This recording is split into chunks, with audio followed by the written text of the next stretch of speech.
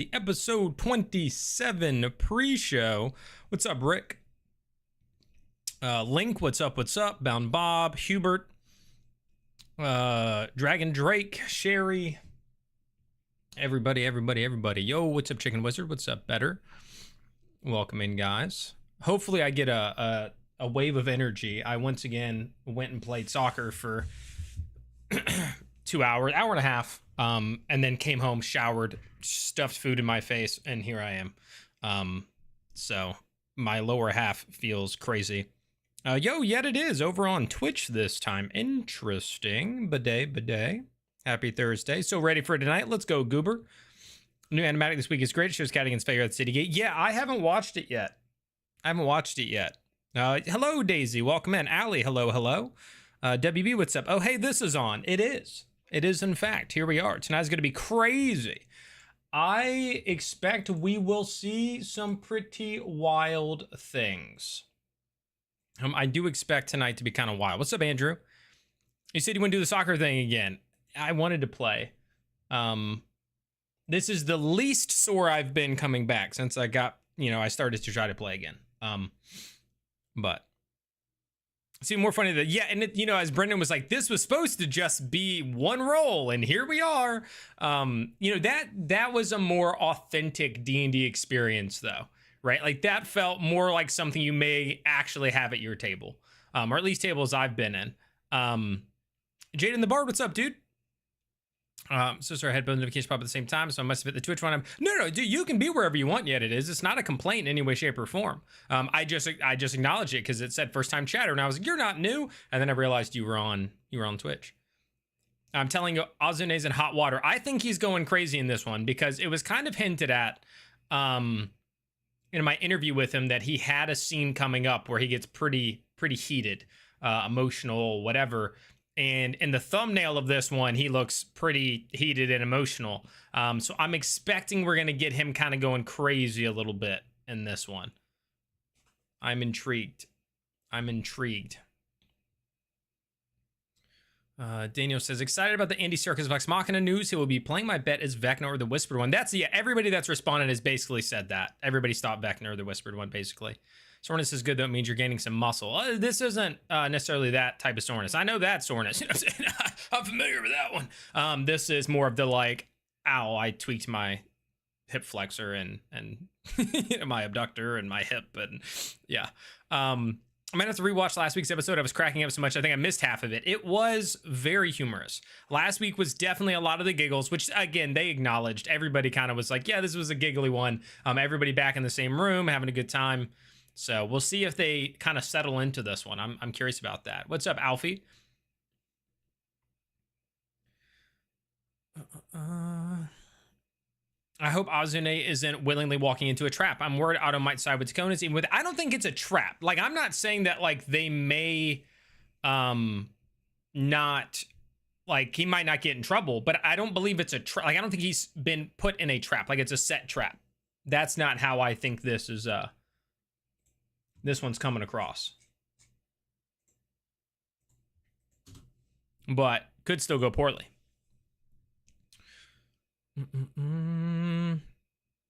How much trouble is Taisha going to be in disregarding her grandma summons? Well, I wouldn't say disregarding so much. She's just putting it off a little bit, right? She's just like, let's go back to Damakiar first, because again, they all need to go back to Damakiar. But yeah. Yo, what's up, Paul? Welcome in. Yay, it's surely time. It is Biko. It is. You guys, Biko came in here real early. Like 5 hours ago early. Daniel says, Azune and Julian meeting this episode will be very interesting. I hope so. I hope it's good. Maryland says, I love Azune, but that level of emotion is hard for me to watch. Personal reasons and I too tough. Yeah, it's not for everybody. It's certainly not for everybody.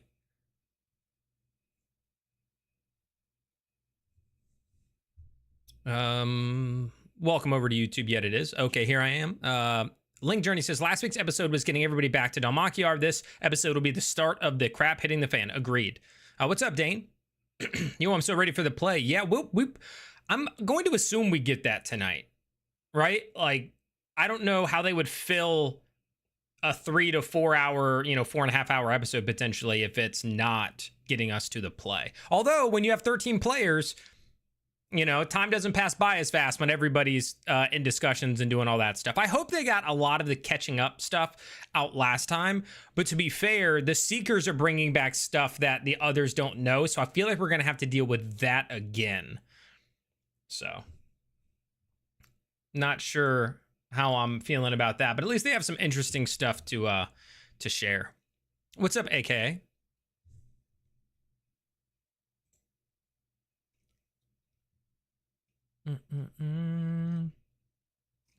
Let me scroll up.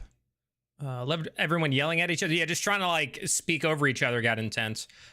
Daisy says, I'm excited to see how Taylor potentially interacts with his brother or finding out more about his past in general. Same. I want to know, does his brother actually know anything, or did he just get captured and turned to stone? Right. I'm going to assume Brendan's going to use him as some sort of a plot device where he's going to have heard something, but I don't know how much. Lights Aurora, thank you so much for that follow on Twitch. I appreciate that. What's up, Sunken Train? Welcome in. Better Sand says, Dispel's animation for the last episode was absolutely hilarious. If you had I haven't seen it yet. I plan to, but I haven't quite watched it yet. Dispel will probably be in here in a bit, I would assume.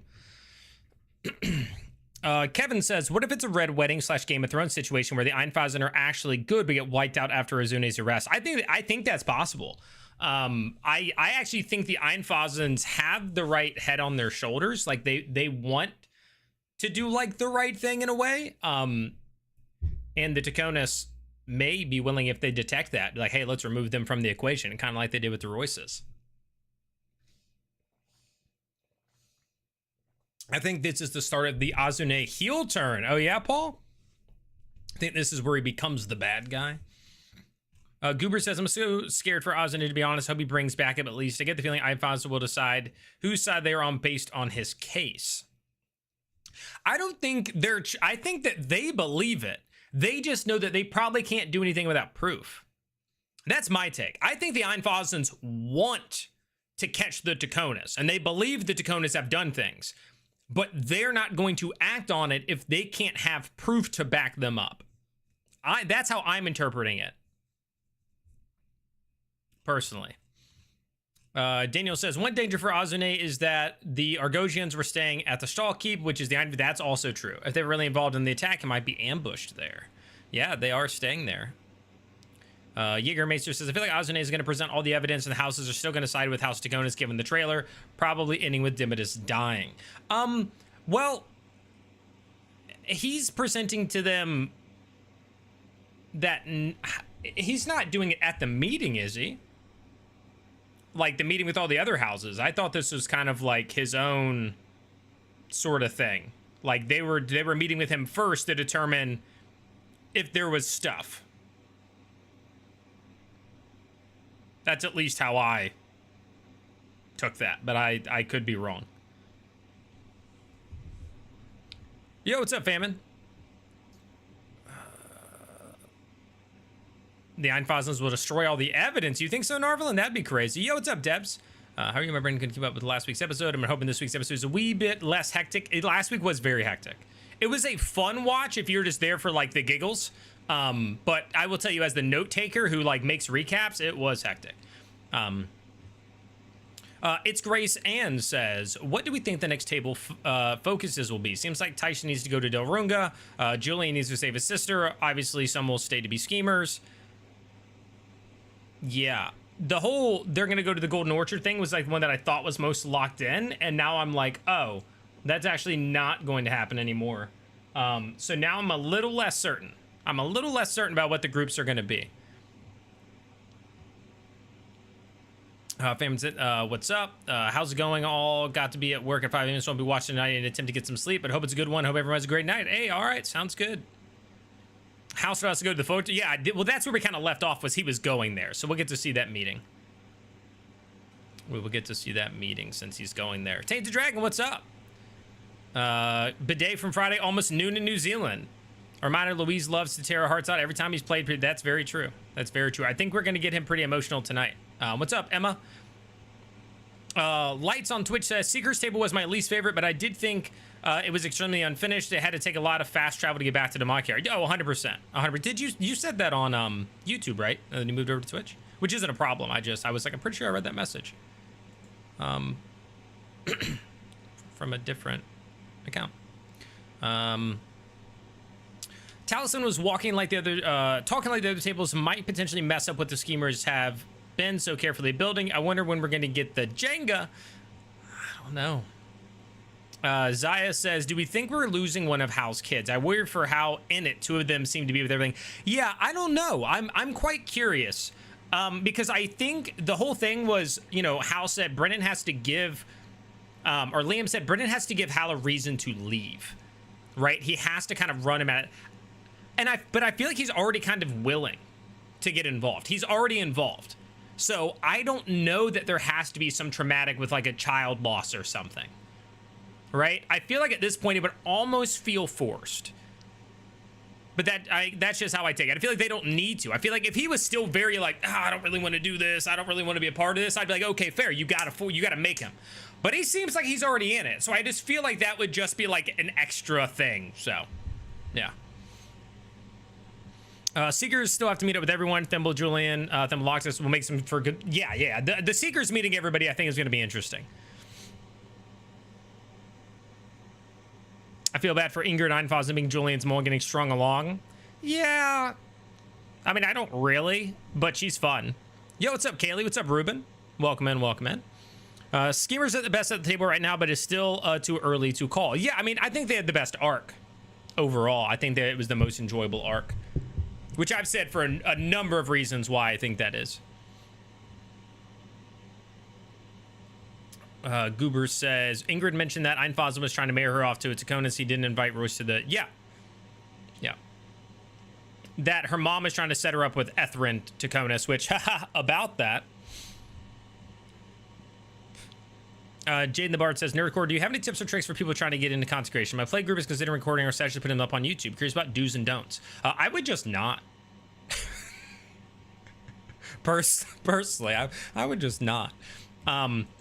So if you're just doing it for fun and you want to like make something, throw it up on YouTube, advertise it the best you can, make clips of your show and put it out there. Yeah. Try to do something somebody else isn't doing, or do it better than the way they're doing it. Would be what I would say. But I've never been in an actual play, so I'm not like the one to speak on that. Better Sand says, I feel like they are going to find more petrified people and need those doses they skipped out on for a quick fix on Taylor's brother. I don't know. I do question it because of the fact that Brennan did say like you could get more.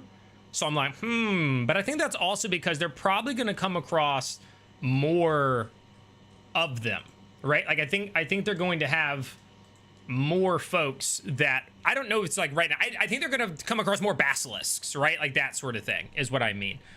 So they may need them in the future, but I don't know that it's going to be like right here in the city. So like, oh, there's a petrified person, right? Floyd, what's up? Einfossen feels neutral compared to Royce is good, like they are self-interested, but not as much as Taconis. Yeah, I think that because they're so straightforward and literal, they're more neutral. They are. They're just kind of like, all right, did you break the law or not? Did you do something bad or not? We're going to determine everything based on that, right? I think that they are kind of that. I agree, Floyd. Vlad, what's up, dude? Astri, hello. All I really know is I'm still scared for Ozane, and it's been a week. Yeah, I know. Everybody's been saying that so far. Winclair, what's up? Welcome in. Lil Bun, hello. If that is true, the Einfossen have this tenuous alliance with the Taconis is the best move right now. Yeah, I don't know. I don't think they want the Taconis. I think basically every house accepts that the Taconis are not good. It's just a matter of what can we do about it. And can the Taconis convince them that, like, hey, if you let the people rise up, you don't maintain power anymore, which is what we heard in that speech before, like in the trailer for the Convergence. Winclair says, do we think Azune, Valus, and Teor will be turned to stone this week or next, as per the screen cap on episode 27? Are they turned to stone in the thumbnail?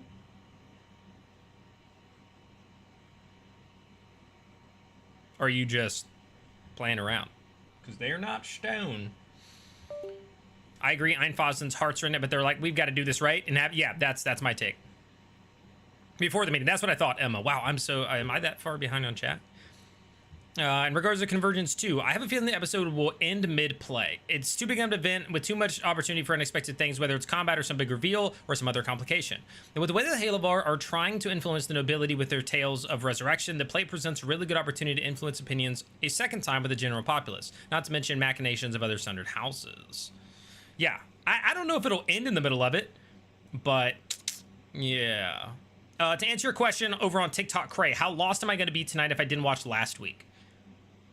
Last week was a lot of catch up. So all you really need to know from last week, one, you have time to go watch my recap on YouTube right now. It's about 23 minutes long, covers the whole episode. So you can do that. You've got an hour or 2 hours to go watch a 23-minute video. But if you don't want to do that, everybody showed up to town and they exchanged some information. There was some flirting between Julian and Ingrid, who showed up and spilled some new information about her family traveling, but they weren't sending a letter to the Royces, so maybe they knew about what happened to the Royces. And Azune needs to go meet with the Einfosens and bring any evidence he has of Takona's wrongdoing before the Sundered houses meet the next night. I think that's basically it. Is Azune's sister inflicted with race touch, or did I totally misread that whole thing? I mean, I think you're just connecting it to the idea that, like, her face looked odd, but the way that they were describing race touch is, like, your limbs kind of start disappearing, and then the rest of you kind of fades into, like, a spectral form or something. It's kind of how I was reading it. Rubber Room Rat says, would it even matter if Einfossen finds Takona's guilty? I don't think other houses would do anything. I think they might. Like, if they, like, showed hard evidence, I think it would come more to a head, where people had to make the decision of, like, do we care about wrongdoing or not? Right?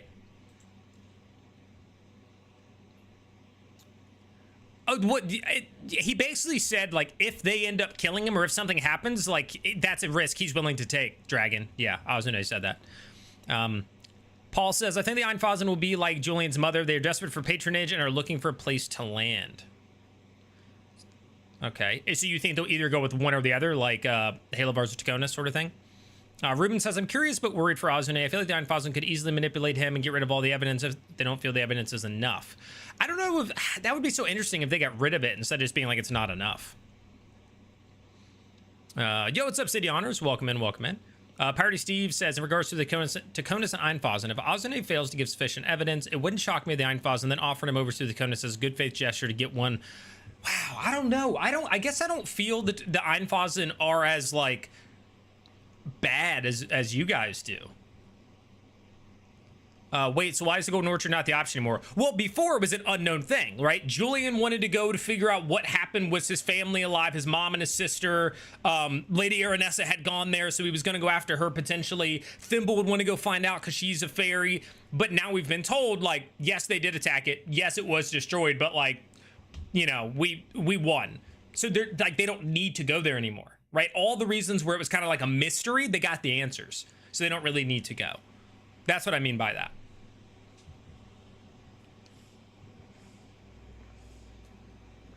What evidence does Azune actually have? Octus, Julian, Dimidus' statements and a candle. Some visions. Yeah. Yeah, I moved around. My bad. No worries. No worries. I'm so far behind, guys. God, I hate when I fall this far behind. The Dimidus piece is what makes me think Azune is turning. There's a key piece to provide to any of the Sundered houses. Okay. Kevo, what's up? Mercurial, what's up? Came in late, so sorry if you already got this one, but do you think a group will stand on Machiar? I wasn't thinking so until we got the map. There are so many places we haven't been to. I think yes. I think that group might change. I think, for instance, maybe now Wick decides to stay in town and, like, work against his family or, like, you know, do some stuff. But I imagine somebody probably sticks around on Machiar. Yeah.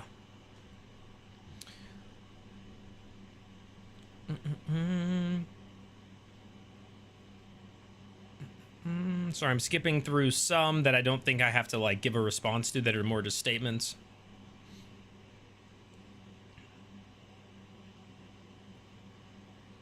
Robbie was MVP of last episode. The thing is, I don't know if I'd go so far as to say MVP, Ash. Like, he had a funny scene.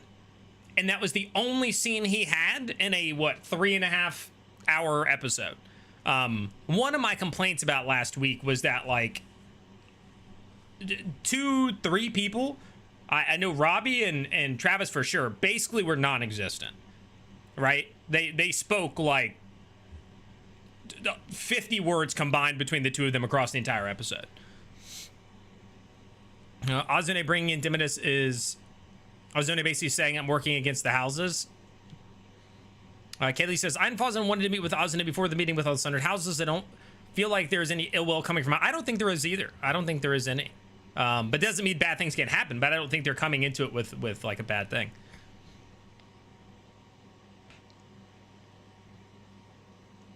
I definitely think how low-key committed to the fight when he killed Belair in for a copper. Yeah, I think he's committed. I don't think you have to do that stuff. Alex's reaction when he heard Etherin's name mention the connection with Ingrid was priceless. He almost choked on his street. Yeah, it's like, well, about that. Not so sure Etherin's in the picture anymore. You're welcome. I think Taisha's son sounds like the family member most in danger. Aligar? Ruben says, I don't think house kids are in immediate danger, but maybe if Hero gets more involved, especially as overheard the actual goings on. Yeah, again, if she gets involved. Oh, my Joshy, what's up? Welcome in. Azune is cooked if he goes to that meeting with no get out plan. Well, again, guys, he's not going to the meeting of the Sundered Houses. He's going to present evidence to the Einfazens, and maybe they bring, like, I don't know, the Cormorants in, because the Cormorants are also looking at the Taconas, because they've been, like, the Taconas were framed for Lady Cormorant missing. So maybe they bring them in. I wouldn't be surprised if it was those two houses. But here's going to come in clutch when least expected. That would be cool. Didn't the Seekers? Yes, they did, Marissa. Yep. The Seekers have potions for anti-petrification. They have a couple of them. Party says, proof, double standard. I wonder what sort of proof the Dakonas have offered that the Royce have absconded from their duties of a Sundered House. The non-Gala back to Ferry angle is weak. Yeah, I wonder if that's it, where they're like, oh yeah, we didn't send them a letter because they went back to Ferry. Yeah, they left a note. And it's like, that's it? Like, you guys were all just like, cool.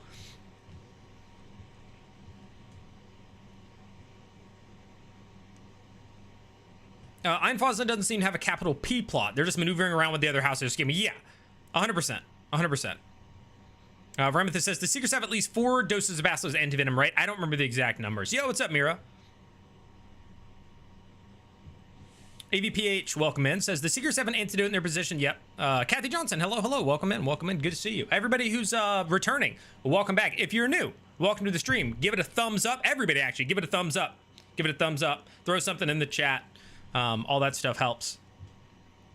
Subscribe if you haven't already. Well, Ruben, to answer your question about the House Cormorant, that's because the person who I think was the most active, like the face of House Cormorant, got a mask on her face and sucked into a chest. So they kind of went on the back foot.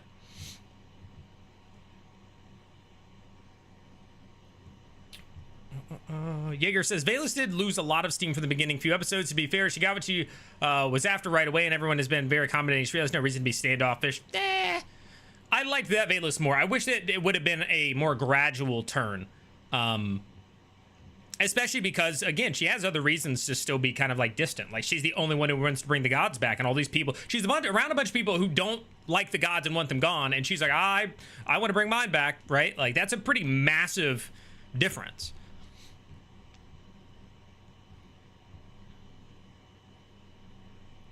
Zaya says, do we think that the Photarch will want to add the resurrection scene to the play? Well, the play has to do with like a rebellion of orcs, so that would feel kind of out of place, but maybe.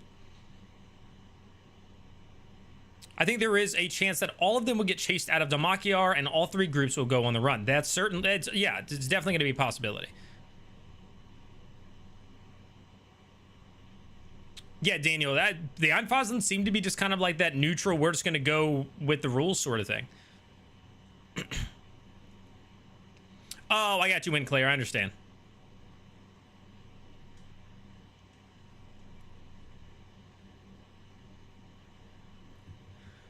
Kilgore says, NERDCORE, my favorite recap. LaBuffin is very close second. You two have similar excellent style. Well, I'm glad you enjoy both. Happy to hear it, Kilgore.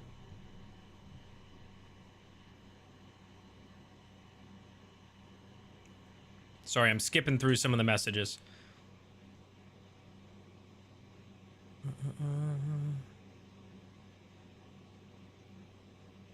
I feel you, Ophidian. Yeah, I feel you.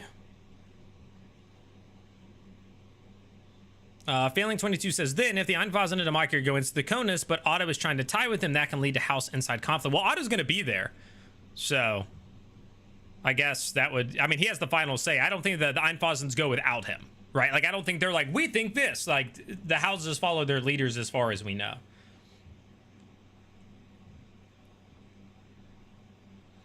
Gab says, I wonder if we might get more insight on Belair's siblings now that Termina's possessing lady. Well, we learned a little bit in the tailgate, but not a ton. Hello, Edwin. In regards to Hal, Taryn over on Twitch says, Hal still has the most ties to Damakir out of everyone. He has family, friends, not just a job, but his own business with other people's lives depending on him. None of the other schemers have as many ties specifically to the city, rather than certain people who happen to be in the city and other PCs. If any of the other schemers are fired, become unemployed, they have very few explicit reasons to stay, rather than joining with another table. Yeah, he is kind of the boss, though. So, like, they finish the play, the big gig that they have coming up, and then he can be like, hey, run this for a while I go, like, that sort of thing. I still don't think he's, like, super tied to the city. I get what you're saying, though. He does have a lot of relationships. I just think we've explored them more than maybe, like, I'm sure Murray has a ton, too, right? Azune has a ton within the guards and all that, and they have families and stuff, right? John Hader is confirmed as another guest star for Vox Machina Season 4. Oh, very cool. On falling behind in chat, because I heard you say you hate getting this behind, it shows how popular the channel is becoming. So we'll be complaining the chat moves too fast. You know, who knows? Who knows?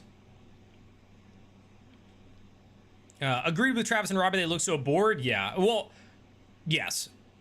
Robbie looked a little more engaged. Travis did look bored. But they didn't really talk. I'm glad that I called it about eagles being used as fast travel and that paint on bloods on swords is a bad thing. Really excited about this episode. Did we know that the blood on swords is a bad thing? Definitely great recap you gave us. Well, thank you. Rob was way too quiet. I mean, to be fair, his character was kind of like that. Someone's using my name. So I'm not blaming Robbie for being quiet. Like, his character is kind of like that. But I also feel like when you have that many people at the table, even if, like, he did try to say something once or twice, you get talked over and then he just kind of falls back. So, yeah. Elmer, hello.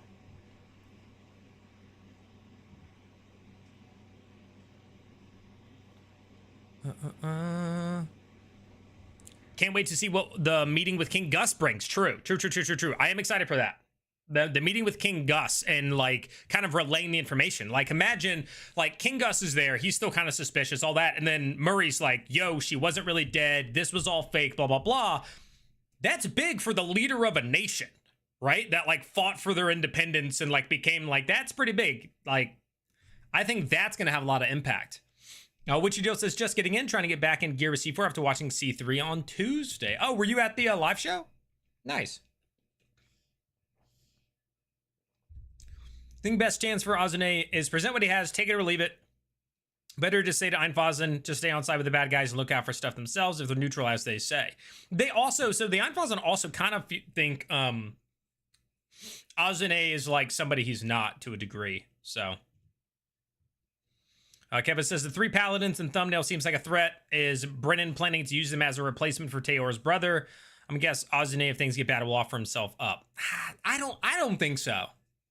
I don't think so. Eugenie says, Hal's meeting with the Photarch seems much more dangerous than Azune's. I would agree with that.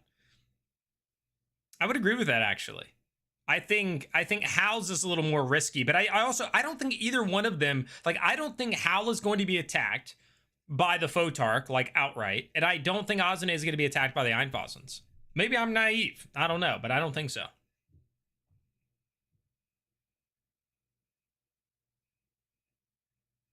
Etherin was the one that killed Octus, right? Isn't he still around? Wait, then who am I thinking of? Who did they kick off the bridge? Because that's who I'm thinking of. So yeah, I guess I did mess that up. But still, either way, like Etherin, yeah. Still and about that, just different. You think Travis or Robin were disinterested in the episode or just leaving space for others? Travis is on his phone. Yeah, well, again, that's what I'm saying, is it just seemed like a bit disinterested. Because there's a gap. There's a lot of, yeah. I want to know more about the Sea Door that was mentioned so briefly. Yeah, well, we're getting close to it. It was Franz. It was Franz. That's who I'm talking about. So yeah, that's on me. I mean, either way, the about that still stands, right? Because it's like, ooh, he's a very bad guy. Like, you ripped, you know, he killed his brother, you know, sort of thing. But it is not who I was thinking. I got the names confused.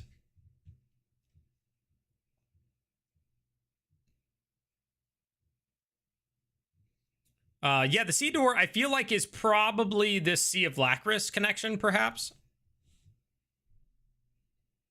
If I'm correct about Milani Nayar, I want to shout out in the recap vid. What about her? Oh, that you think she has Wraith's thing or whatever? I wonder if we get the opportunity for Thimble to confirm or deny Belair's story to Hal. That'll be interesting. Oh, about where he's like, your brother blackmailed me or whatever. Like, he wasn't a good person. Yo, what's up, Connor?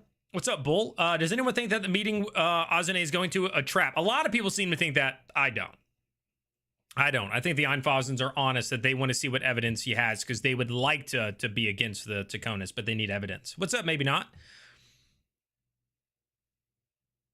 Ballcall says, I feel like the Taconis are making a big play and everyone else will need to choose sides. I agree. Yeah, again, Ash, I don't blame them, but it was a noticeable thing. Like, it was noticeable how they like never talked and Travis was like on his phone and stuff. I can see Sid getting set free, only being mistaken for Teor and arrested. Yeah. The Loy family isn't a sundered house. Oh my Joshy, they're not a sundered house. Mitchell says, hey, NERDCORE, question. Since Taisha still didn't level up in last episode, do you think that she will level up tonight or at least before the end of the convergence? Probably. Probably, yeah. What did I think of the tailgate episode? Same thing as I thought of the first one. I think they should do more of the questions from the community. They spend an hour answering pre-written questions that could just be a video, because why is it live if it's just pre-written questions? And then they spend 30 minutes answering 4 questions from the community. So if I would just flip that. I would give them more time to answer questions from the community. This one was a little different. It felt like they went off into like tangents and started kind of like talking amongst themselves about different things. When there's, I mean, if you're in the Beacon Discord, you know, the questions. I mean, there's so many questions pouring in. And when they only get to a couple because they're going on like random things that, you know, when they're like joking around and like it's not about that, I just think a lot of people don't get the opportunity, even though this is supposed to be like, hey, it's an opportunity to like get to get your questions answered. So what I would adjust is I would swap it. If you want to advertise the whole thing to the like the public to get them to join Beacon, then do 30 minutes of that and an hour of answering Beacon people, not the other way around. But I don't run the show. It's completely up to them, and people still like it. So, that's just my take. Hoping to get Octus Thimble reunion this episode. I would be shocked if we didn't.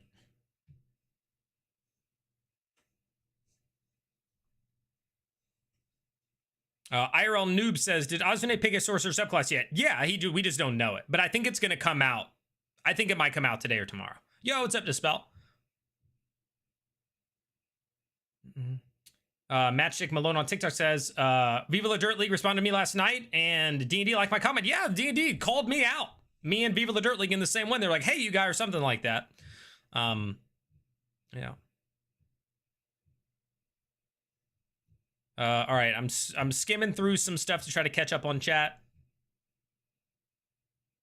Party Steve says Convergence will probably see a group try to rescue Mara the Wing before the Convergence ends, or that's what they do next, whoever stays in. But I also think Mara the Wing needs to be rescued.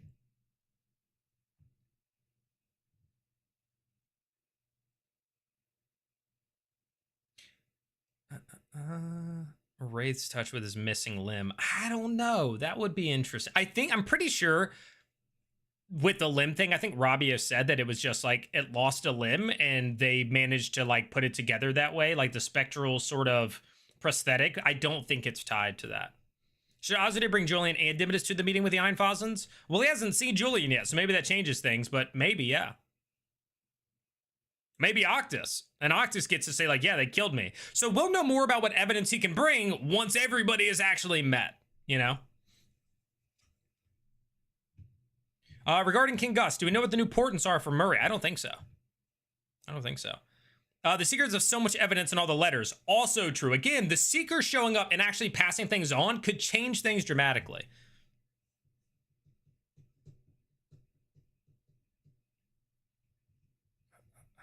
All right. I'm skimming.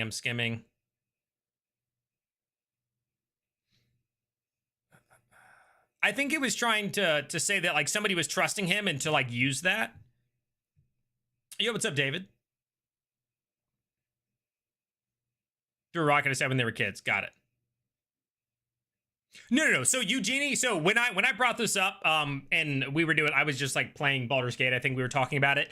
Eugenie, I even said that, like, yes, it looked like that, but I was like, you can find, this is kind of how Travis is at the table in like every campaign. So I did mention that when I talked about it previously, like that him sitting there, like, you know, not seeming interested is kind of, it's just how he is at the table. It's not like that episode was bad to him or something like that. That's not how I mean that at all. But it was just noticeable, and when you add in so many people at the table and stuff. Yo, what's up, Stephanie? All right, I'm skimming. I'm trying to catch up on chat. Yo, what's up, D&D nerd? Daniel with a $5 super chat. Will the United group have to deal with the fallout from Lady Cormorant's disappearance? Still waiting for those shoe to drop on that. I imagine if it comes to light, like if the Taconas can prove they had nothing to do with it, or something happens with the box, yes, I think they might have to be like answer for that. But right now, it's like, how would anybody know that she gets sucked into a box into another dimension, right? Like, I don't know how they could possibly get that. Cameron, welcome in. Says 67 episode convergence is a welcome surprise. I mean, we don't know that will be like the convergence will be 6 to 7 episodes. That would be crazy. Is it far-fetched to suspect Wick's mother is Hollis's mistress? That would surprise me. I don't know if anything's far-fetched, but it would surprise me.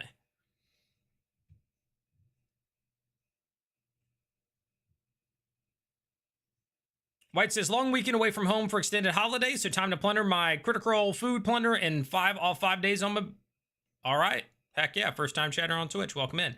Werald says, love your videos, but Brennan excels at court intrigue. I would be let down if a house on Faza was not plotting. Alzan is walking a traveler they're about to attack. But, I mean, so he excels at court intrigue. Bro, there's like 4 houses that are doing stuff, right? Like, the Royce had their main stand. The Taconas are making big plays. The Halavars are making big plays. The Cormorants were doing something. The Einfazens are like becoming the guards of the city. So, like, they're doing something. I just don't think they're doing, like, bad guy stuff necessarily, right? Like, that's my take. I just don't think that they're like gonna slaughter Azune for bringing like evidence to them. Like, I don't know.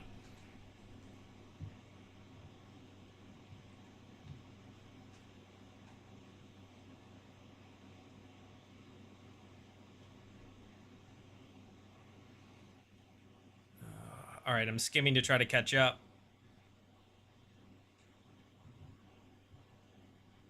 Skimming.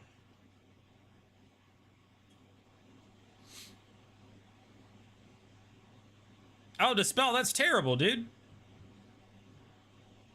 Steven says, with everyone back in the city, I'm hoping that things pick up this episode. Yeah, well, I think we're going to get the Seekers relaying all their information this episode. You know, we didn't knock it out in one episode. We did last week. We got the Seekers, the Schemers and Soldiers relaying information between each other, which there wasn't that much new information. But the Seekers actually have quite a bit. And the Schemers also can share stuff with them. So I feel like we may get some of that stuff in there.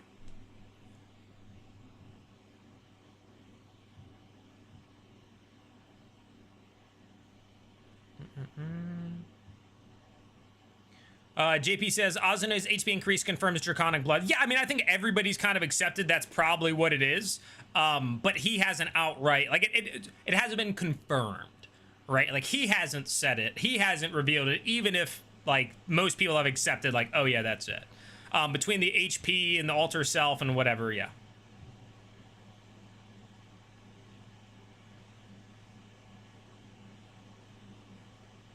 Whoa, really says, I don't think Einfazen is neutral, mainly because they knew the Royces weren't invited to the big meeting, and that's why I wish Azune would have inside checked him.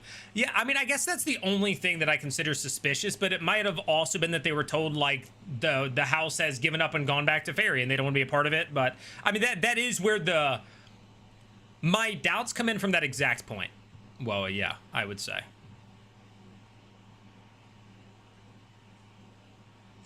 What's up, Tahoe? Yo, what's up, Monday?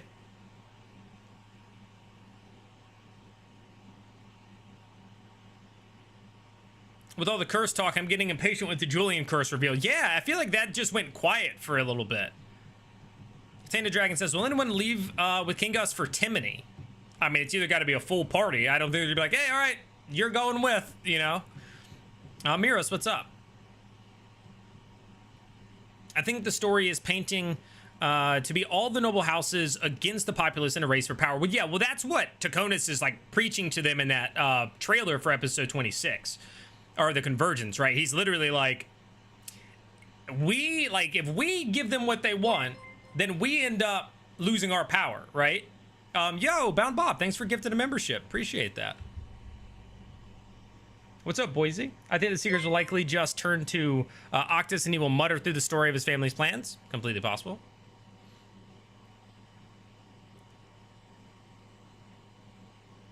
Now that all the tables are in one place, any idea for tonight's cold open? I would imagine they either just do...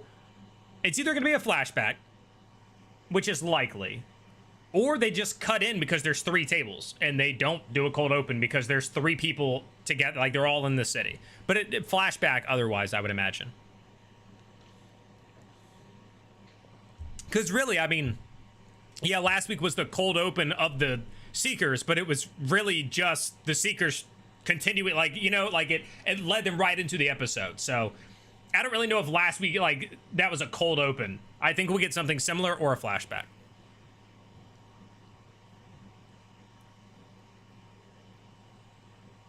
Yo, what's up, Solace 420? Welcome in. Chachali, welcome in.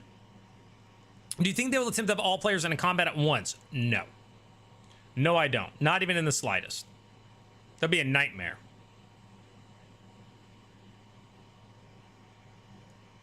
I have a theory that we might find out about a second set of Tacona's twins at the naming convention of the bones of the brain case part of the skull. Well, it could just be those kids haven't been born yet. Where's Morrigan? Do we know? I think they said that she was captured or taken to the manor, like the Taconis Manor, Oberman Manor or something like that.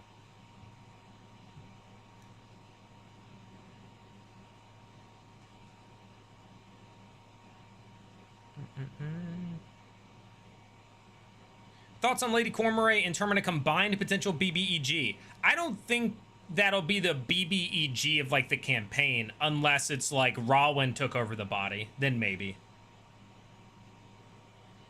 I think Theozy saw Mara. Oh, 100%. My theory with that is Theozy was going to break the glyph, which was a fake, so it wouldn't have worked. But his plan was to break the glyph thinking he was going to survive.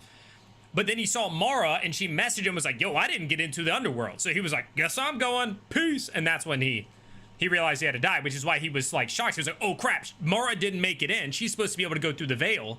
I have to go. And that's why he went. Yo, what's up, Nikki? Eero, what's up? What's up?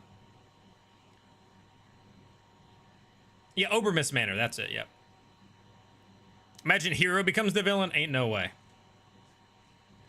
All right, scrolling to try to catch up on chat. Do we think Primus will appear as a conqueror, or do we think he will show up appearing diminished from some of the setbacks they've suffered? Conqueror.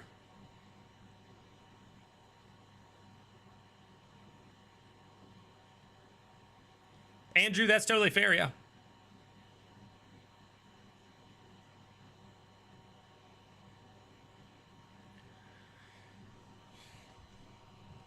Just have Wick say that Taconis kidnapped me? Valid.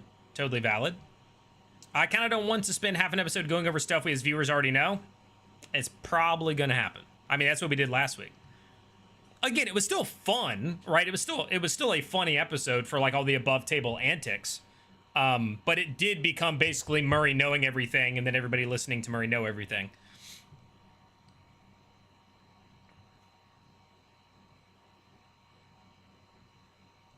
Soldiers is a weaker group in lore sense. To be fair, it's hard to judge any of the tables off of. I mean, we saw them for like 6.5, 7 episodes each.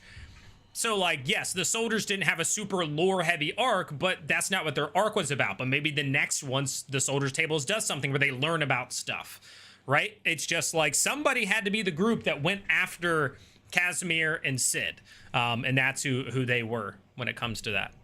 What is Julian's curse? Is it a shadow? It's the shadow thing on him, yeah.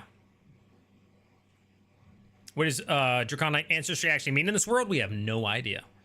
Wise Alex says, who do you think will go? Where do you think we will see the same tables where different people go to? I think we will see some changes, but they won't be that, like, I don't think we're going to see like massive swaps. I think like this person's going to go there, which means one person from there is going to go there, and then we're going to like that sort of thing. But I don't think it's going to be like 3 people leave this group. This whole group changes out. Like, I don't think we're going to get that. Question for NERDCORE in chat. It has been stated that Ingrid previously had a childhood crush on Octus. Who would you say is better for Ingrid, Julian, her current crush, or Octus?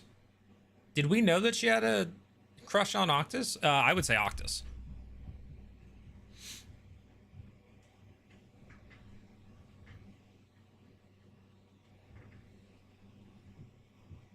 All right, scrolling. Think it's gonna be a flashback? Yeah.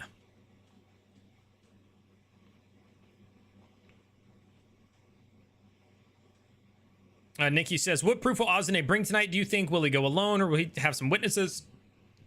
I think it depends. Like, if he goes with everything the Seekers have, with like notes and like the letters written back and forth, everything they found, the reports, they can come back and say, yo, they killed those people. Also, we found out they attacked the Golden Orchard. Oh yeah, Julian also had saw his father's skull get ripped out. Oh, here's Octus, by the way. He's dead now. His his family, like, if they bring the Seekers, they got a lot, and then they go, oh yeah, and we found this candle and this kid heard something in the closet. But the Seekers alone have so much like evidence and proof.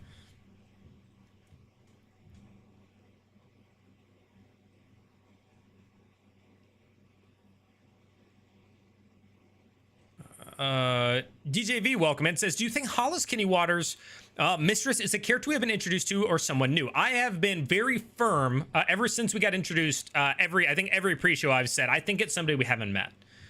I think the Mistress is somebody we have not met.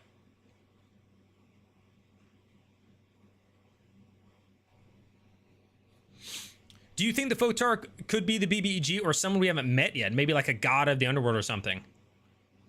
I think it's probably like of the entire campaign, I think somebody we haven't met yet. I think the Photarch is going to have a big role, no doubt, but I don't know about full on BBEG.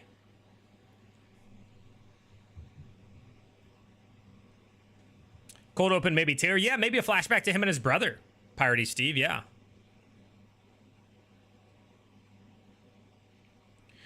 What if Grandpa Angel was free to release? He could be a good potential killing. Oh, he would be. They're feral, right? He would just be freaking blasting.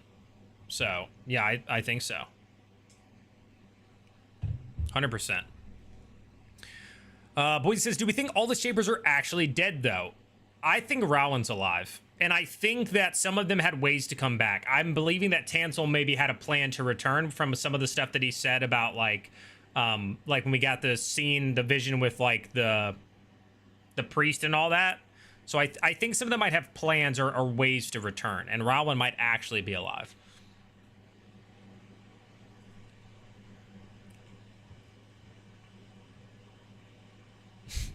Narvelin says, hot take. Hero becomes the hero. The confidence in herself that the schemers gave her will be the linchpin of the story at some point. Crazy. DD Nerd, that was a theory for quite some time that's still out there because it happened after he spit on the course of Theazi. The soldiers group didn't want to get deep into lore. That's why there's a soldiers table. For some reason, the schemers haven't been combat heavy. I mean, they had some combats, to be fair.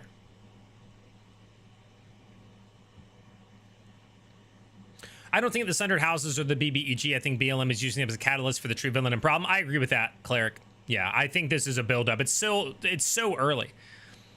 I think the soldiers missed out on lore by not going back to the hospital. Brennan commented on hoping they would explore there when they got. Yeah. I would have liked to learn more about. Well, to be fair, the hospital was more about like the Bellows fever and stuff. I'm unsure about what lore they would have gotten from there, but certainly possible. Elmer Duncan welcome. It's a strange theory, but haven't seen it come up recently. Could someone or one of the god levels use something like control animal to affect someone while they're in their familiar? Like if somebody, like if Octus goes to look through Pen, could control animal affect that? I don't think so, because I don't think they're like, well, no, a familiar, I don't know. That's weird. That's like a D&D rules thing, I think. I'm not sure how that would work.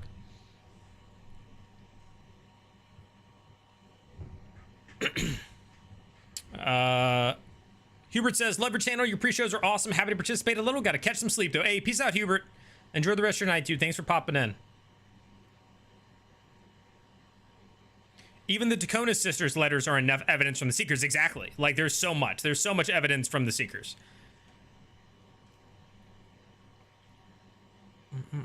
Polly welcome in says, do you think we have a secret enemy hiding among the group? I'm getting vibes from Tyranny, Azune, and Cadigan. I don't know. Like, Tyranny is a possibility, but I almost feel like she might be like an unwilling participant. And not unwilling, but unknowing, right? Like, maybe he like can see her and knows what's happening and blah, blah, blah. But I don't know that she's like actively spying. I think the Azune thing is either all that remember stuff is that he's secretly a spy and even he might not know that. Like he's in so deep and he's kind of been tricked into being a spy with like mind control, or the remember thing is just about like his heritage and that he's like secretly related to one of the old Sundered houses or powerful houses. Cadigan, I don't think is a spy, but that'd be a crazy twist.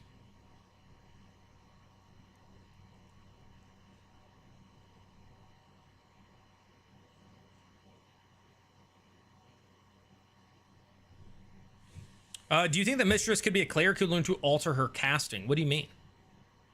What do you mean by that? Ace Dog, welcome in. I'm super excited for Taylor and Sid to reunite. Give Travis a chance to shine. I hope so. I really hope so. I want to see that. Yas, welcome in. Azune might be in trouble this episode of I'm Faustin is trying to destroy the evidence. I'm not sold they are, but other people are also convinced he's in danger. Yeah, better Sans. That's kind of where I was leaning.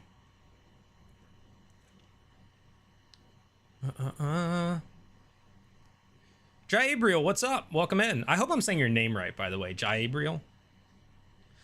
The chat is growing and growing. I have no theories this week because most will be wrong. I'm just ready for the show. Let's go. Yeah, there's a lot of people in here. Yo, what's up, Robin? Welcome in.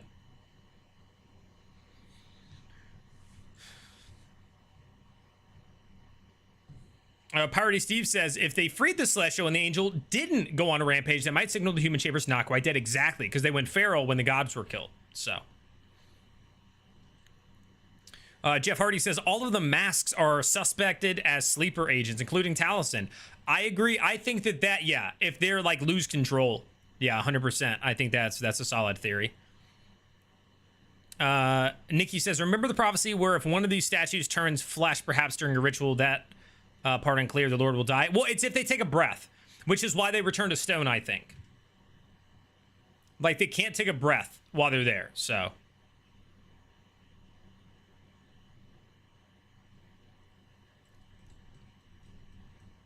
Danny, what's up? Did y'all see the battle map in the trailer? There was a character strapped to a table. What do you think about that? I don't normally watch the trailers ahead of the episode, so I have not seen it. Did they paint the theater with the blood of the Celestial? What did they paint? It feels like super rituals in the works tonight. We don't really know, Alien. We know that some paint was used around to like draw stuff. I don't think it's like filament blood. I think it's the blood from the well of Asgore that was in Tanazar. I think all the evidence points to that being blood from the well, Asgore's well in Tanazar. What that means? No idea. Marissa asks, do you think the Seekers will be planned to arrive before Azune's meeting, or will Brennan let it be up to a dice roll? I think it's going to all depend on timing. I'm unsure, because Azune is supposed to do that tonight. The Seekers are currently waiting at Hal's house for his meeting to end, right? With the Photarch, and then he's going to take them to, you know, Azune, Belair, and all of them. So I'm not sure.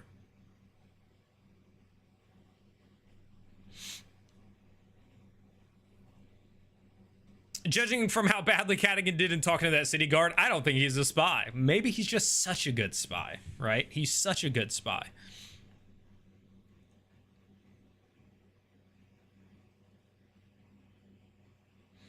Scott says, I think somebody tied to the demons is the BBEG. The priests all signing evil contracts is a big plot point that is not getting the attention it deserves. I agree that it's not getting as much attention. Like the idea that every person who's joining the Condescent Creed is literally signing their soul to a demon is kind of crazy. But at the same time, that we already knew that was their arrangement. We just didn't know how it was being done, right? We all assumed that it was like the snipping of shadows that was doing it. But maybe we were just wrong about that. It's actually that, yeah, no, they're signing contracts and that's how they're getting the souls to have this arrangement with the demons. So, yeah.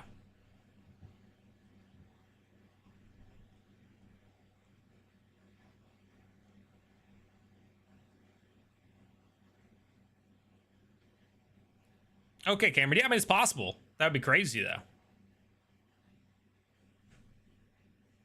So it's a ride to get to the grocery store in like 10-ish minutes. Dang, Dispel, you're having a rough 24 hours, dude.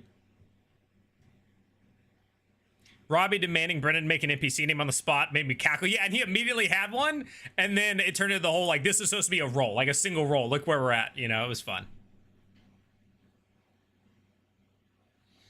Dr. Calvin welcome and says, I do think that tyranny not letting them know the holy orders or warlock contracts is part of the same urge for suffering that made her steal the knife from the gnome. Completely possible.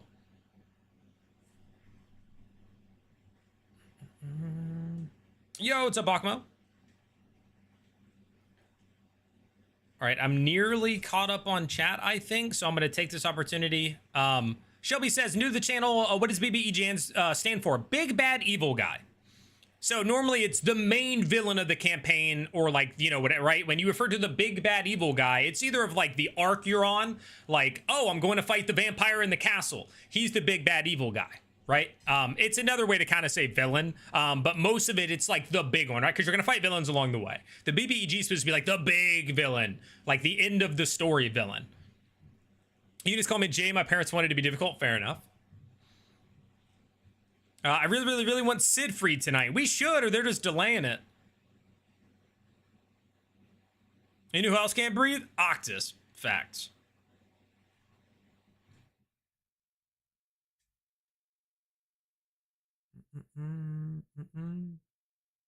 Tyranny is low-key fourth wall, wink energy. Sometimes it means she comes across a little meta. That interaction with Belair was a bit iffy, but she has spirit. Yeah, that interaction was rough because it seemed, I talked about this before as well. It seemed like Talisman was really trying to have this moment, and Tyranny was just not playing with it. And Robbie was just sitting between them, like, as Belair, I mean, Talisman's like, hey, like being super serious, and it did not play out at all. And then they just like moved on. I was like, dang, like Talisman wanted that moment. Why would anyone allow Hal to meet the Photarch alone? He needs that backup. I don't know that that's really his choice, right? Like, I don't know that that's an option. Yeah, there's a lot of meetings coming up, Eugenie, with like different stuff going on, and at some point they need to meet with the Seekers to get that information. So I think the Halavars work for the demons, not the other way around. You think so, Mordos? I think they have like a mutual relationship, but maybe one has the upper hand for sure. Very few things are legitimately mutual. We know a lot about the gods and or shapers, but we know we don't know a lot about demons outside of Tyranny, her sisters, and their dad. That's it. Time to take you guys outside. Didn't have AC on while gone, so apparently 83 degrees. Sheesh. Yeah, I need to kind of, mine's at 74. My HVAC went out. My HVAC's broken, so I'm using a window unit until it gets repaired, which is going to cost me several $1,000s.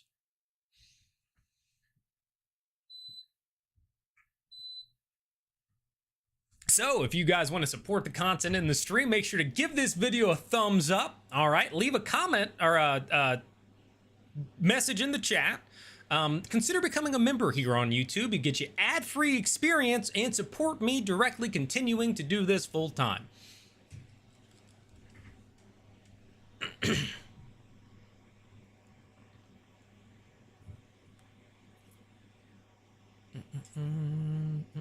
Yeah, Tahoe, same. I give a bit of leeway with it as well.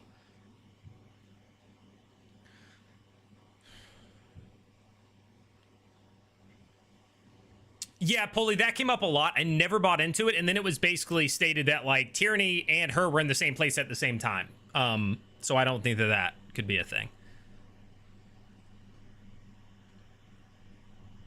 Skinner is the BBEG. How crazy would that be? He shows up at the end, and it's like boom. I think the battle map for the trailer may be from inside Obermus Manor. There are 2 Beastfolk guards there. There is hooded figure with a staff. Thimble is there too. Ooh, okay. Okay.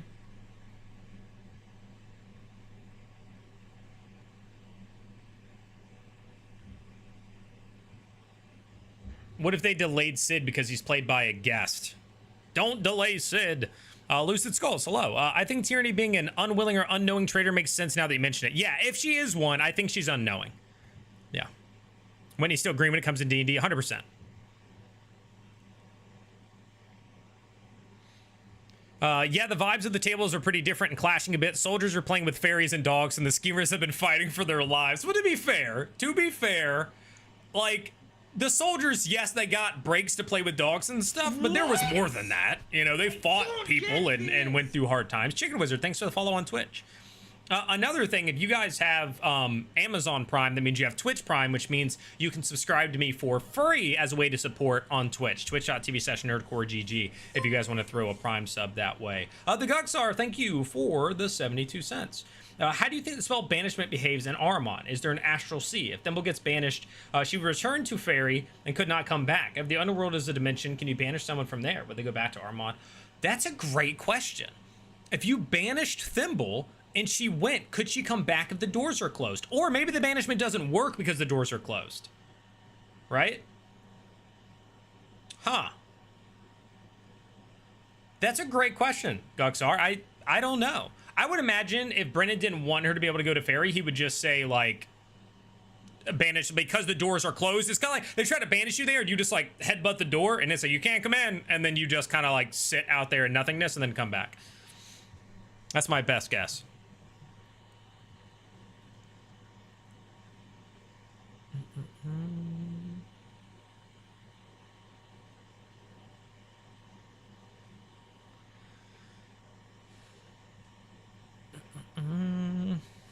Hey, me too. HVAC units falling like flies. Yeah, I mean, it's that time of year, but he's cutting them on.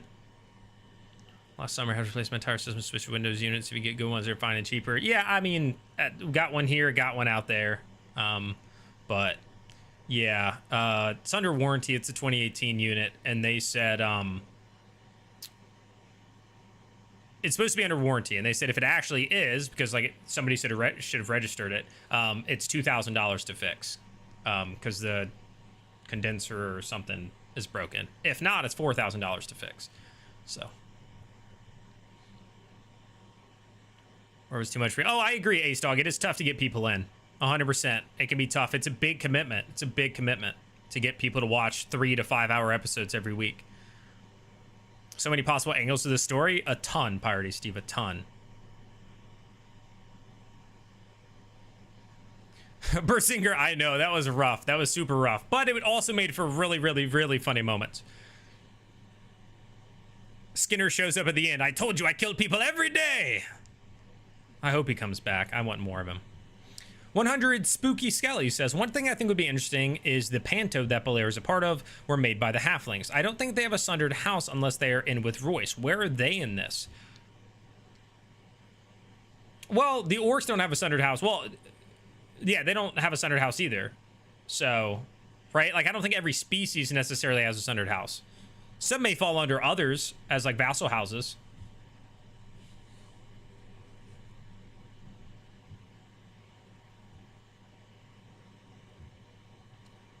Demon Daddy's name, I have it in my notes. Kashar Ravi or something like that. Kashar.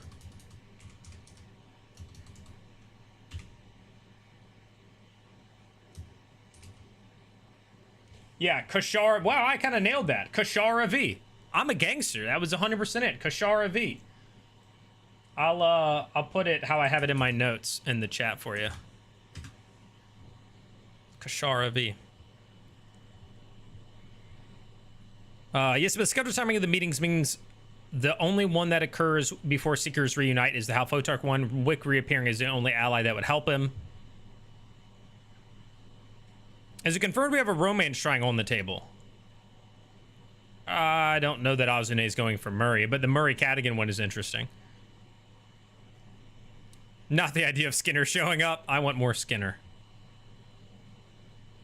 Cadigan isn't a traitor. He's just weird. Fair enough, Eagle Vision. Menide says, I gotta throw my hat on this one. The soldiers didn't fight. Thimble whooped. I mean, yeah, it was a big Thimble show. There's no doubt about that. I'm guessing it's Menides, not Menides, over on Twitch. Menides. I think the demons made a deal with Photar to capture the angel and empower her, coupling to produce Wick's father. Okay. Okay.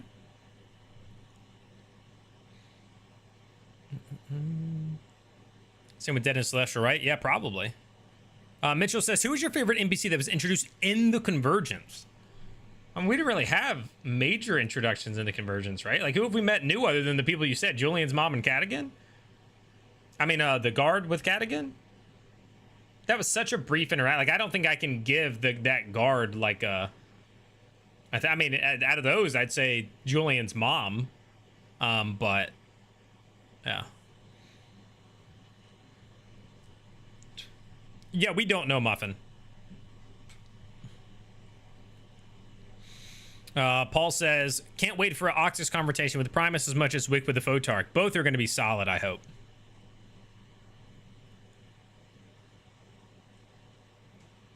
Seem to go Galaxy Brain mode to figure it all out. Exactly.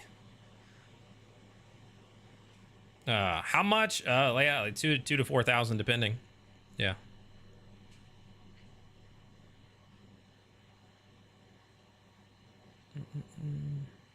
We haven't seen any halflings in play, have we? Wasn't the Hollis? Wasn't Hollis a halfling? I mean, he's not really, but like, wasn't he presenting as a halfling?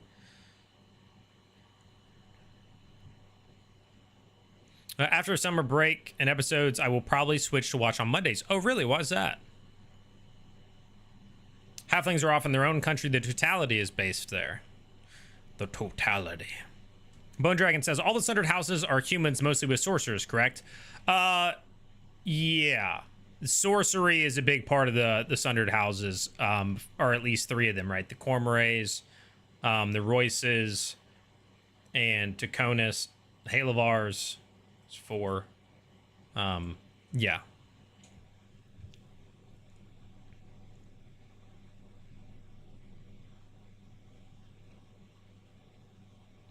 Wick was close to dying almost every fight, but it was because he just kind of was like, I'm going to take this gamble.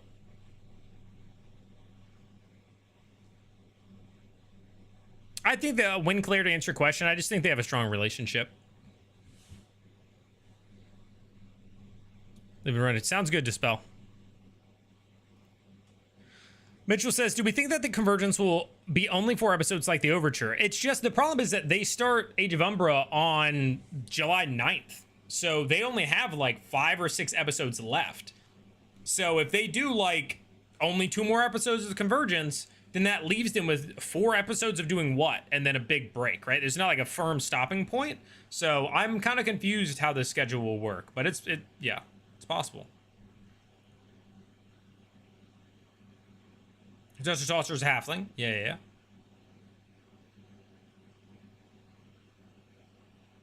Do we think Hal can hold his own against the Photark and still put on his play after comments about the masks? I know he's suave, but I fear his words would mean nothing.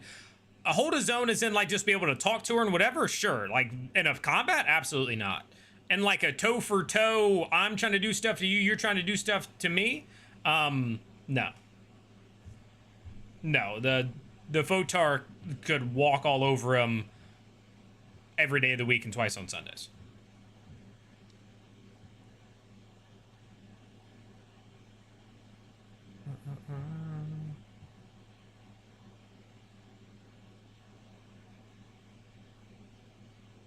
Sorry, I'm skimming through chat to see this. I think all the different centered houses are of a different source or ancestry, right? Yeah, that's kind of what we were just touching on.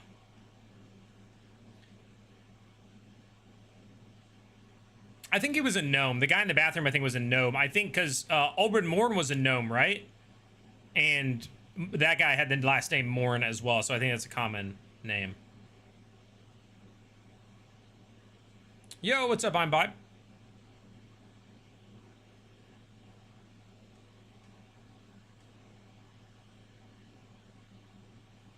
Yo, what's up, Nom Nom? Arctic says, 2-player characters are far more quiet than the rest. In your opinion, do you like it? Are you talking about in this last episode or in general? I mean, in this last episode, yeah. I mean, Tayor and Cadigan didn't really talk. But do I like that? No, but there's, you know, a bajillion people at the table, and that's just kind of who they are, so. 6 weeks for the Age of Umbra. Yeah, 6 weeks of a break with Campaign 4 coming on July 9th.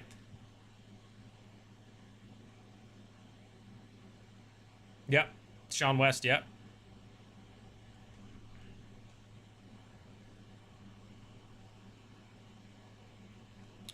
Nikki, I don't think so. I don't think Hero is like a bad guy or anything, but maybe, again, maybe I'm naive.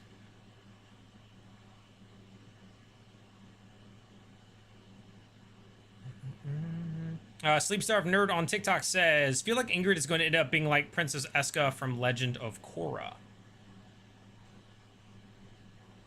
And that Ingrid won't let Julian reject her, okay? You cannot turn me down.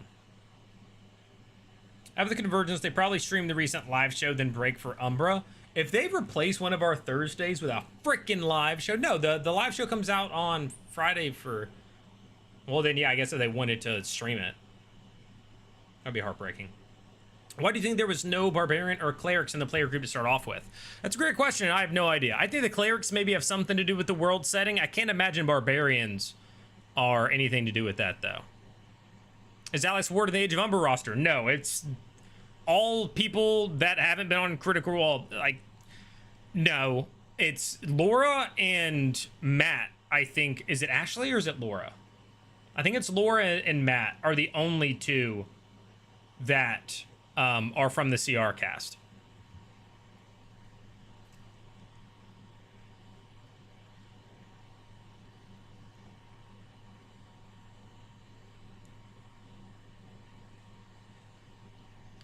Gene, yeah, 6 weeks from July 9th. So I don't know the exact end date, but just count out 6 Thursdays from that point. Cormers are related to Jinns. They are connected to elementals. Yeah. Soldiers will rescue Mara in the city. I could see that, Nikki, but I just don't know if it's like the current soldiers group or an adjusted soldiers group. Like, that's really what we're trying to figure out. Yo, what's up, Mr. Malicious? To these oh, that's heartbreaking, dude. But I'm glad you managed to make it to this one. What if the folks start places blame on Hal for the attack on her? That would be crazy, and I don't see that, but that would be crazy.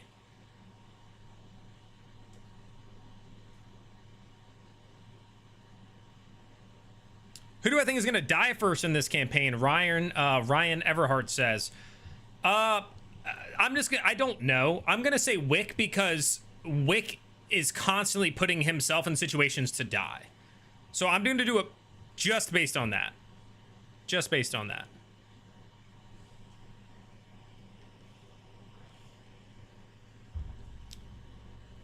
Tornado warnings here, like super rare. Keep fingers crossed for power. Fingers crossed for power, and that no tornado gets close to you. What? Jalali, thank you for subscribing to the channel. You've been in here how many times and you ain't subscribed? What the heck? I'll take that opportunity to say, hey guys, if you are new here, if this is your first time tuning in, or you've been here before and you just haven't subscribed like some people, go ahead and click that sub button. It's free. You can do it for free. You'll get more of me in your feeds, including my recaps, my reviews, my just general coverage of nerd culture like Dungeons and Dragons, Critical Role, yada, yada, yada. So please subscribe. Now, also, right below the video, you're going to see a thumbs up and a thumbs down. Click the thumbs up for me, okay? Click the thumbs up for me. And if you want to say something super cool in the chat, feel free to do that. I don't really care what you say. You can compliment me. You can insult me. Just something in the chat. to help get the algorithm going. And the last thing, if you want to support this content and me staying full-time, consider becoming a member on YouTube, which gets you an ad-free experience, and support me making this content, or subscribe to my Patreon, which is linked in the description below. Oh yeah, and join the Discord. We have a whole channel for Critical Role live chat, so during the episode, you can talk with people about what's happening. It's active in there every single time. So if you want people to talk about Critical Role with, also get told when I'm doing my pre-shows and all that, that's going to be in there. So join the Discord. It's linked in the description of the YouTube video. All right, back to the chat.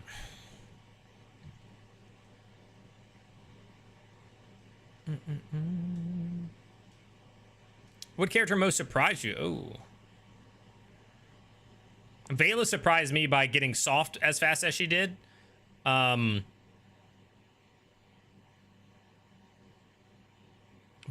whole gimmick, like being a mask, was really surprising. I'm sure I can think of some other things from like different individuals that was surprising. Find it funny that there are 3 paladins in the initial 13, given the paladins are usually connected to divinity. All the gods are dead. Totally valid. Yo, what's up, Quirky Geek Girl?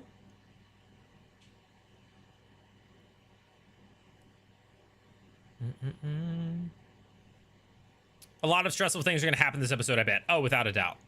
Without a doubt. Oh, what's up, Sam Royden? The Photarch pinning the attack on Hal would be like the Pope pinning an assassination on Tom Cruise. Interesting. What's up, Golem? Oh, could Louise flavor his Draconic bloodline sword to be from the Jinn? I think it's going to be like a different family. I think he's going to have some lineage or something related to one of the fallen houses. That's my guess, is he's going to be related to one of the other houses that they're not sure if they like exist or if they're gone or whatever. Hey, nice, Danny.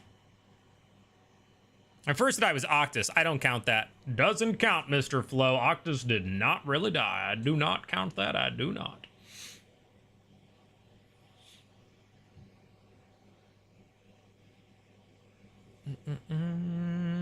Hey, peace out, Rick.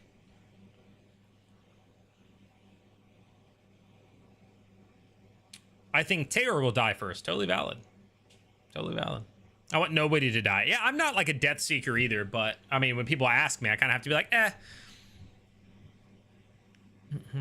Meme Club, welcome in. Says popping in to listen to y'all's theories while I wait for pizza. What'd you get? What pizza did you get? You convinced me to subscribe. Perfect, William. Perfect. First player to get themselves killed is what we should ask, and I think Sam is the only one trying. I don't think he's trying. I just think he's not playing it like he's trying to survive. Do you think Azune is in over his head and will present lies that the Einfassen could detect? I don't know how good they are at detecting lies. But I will say, Sky Pepper, thanks for the follow on Twitch. Appreciate that. I will say, though, he has been deceiving thus far. And in some of the stuff he's planted, some of that has been his deception. So I'm curious if he's going to try to do some of that or not.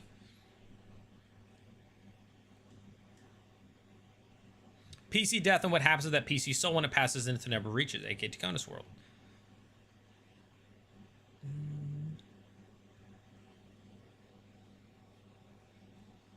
Yeah, Kevo, they might not go, but they might be willing to just be a part of the group.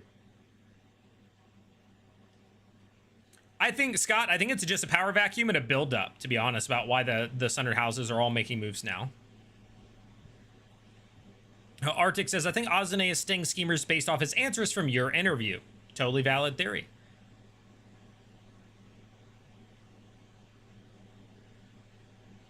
Party Steve says, PC death. The rebellion's identities and plans could go to heck if its Takonas uses Speak with Dead on a spell on PC. Oh, yeah.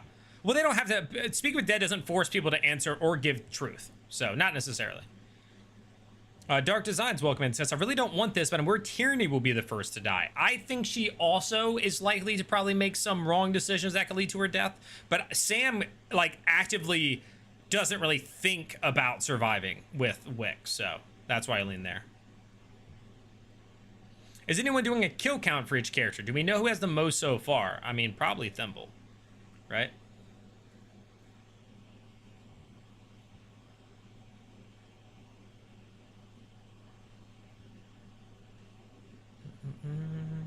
Favorite flavor, Hawaiian. Interesting. Cupcake says, well, let's party. Let's go, Danny. Our ship, welcome in. Could Einfassen want the evidence so they can destroy it because they're in cahoots with Takonas? A lot of people have had that theory. I don't buy that theory, but other people have. So, I mean, it's certainly possible.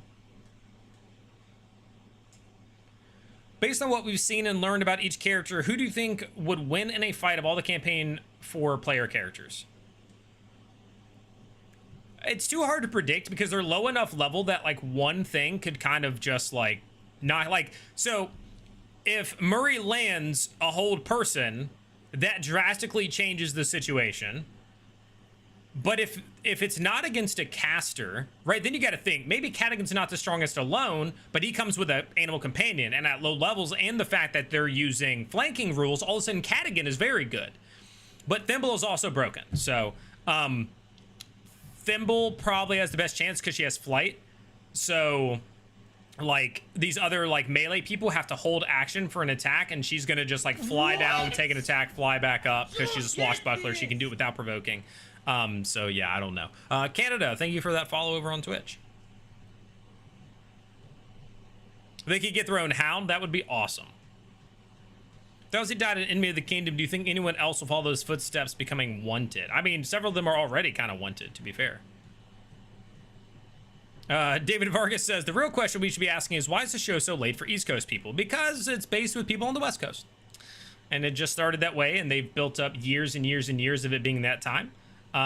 So that's, yeah.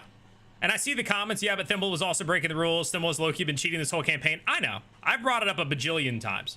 Again, I don't think she's cheating. I think that she's just doing some things and she doesn't know that it's not the way that it was designed. But again, even at lower levels, sneak attack at low levels when you have 3d6 or 2d6 and you are a swashbuckler that can engage and go away, dash as a bonus action, like that in general is just very, very good. So she still has a really solid chance of beating anybody as long as she doesn't fail, like, again, a hold person or something, because she has flight. So they can't get to her without shooting like bows or shooting a spell, right? So, yeah.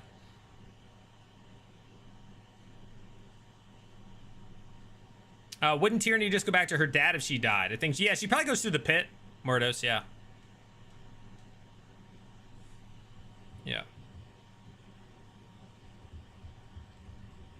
Oh, imagine though, if one of the tables TPK, they could join the Aussie and fight in the Dakotas on the other side. What a plot twist. I think before the players split again, everyone needs to get an acting lesson from Hal. I mean, the list of characters who need improv lessons is getting long. Cadigan, Wick, Julian, Octus, Tyranny. Matt is first, Laura is second on the kill count. That checks out. Benny Keys. That checks out. Daniel says Thimble and Ozzy are contenders for most kills. I don't know. You know, it's been a while, but Julian, especially in like the bridge scene, I feel like he got like the final blow on like everybody. Because again, he's another character that was taking 2 attacks, and at low levels, like even if they aren't like super scaling, like they're good.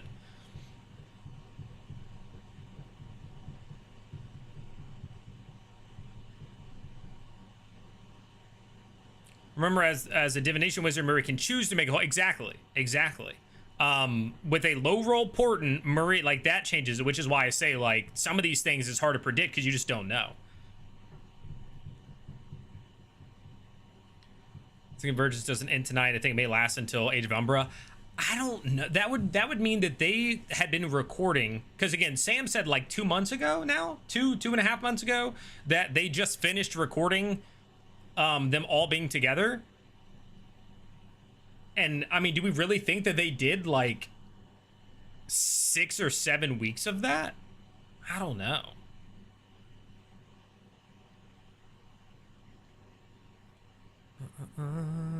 How is Thimble cheating? Again, cheating is a strong word. I don't think it's like cheating, outright cheating or anything.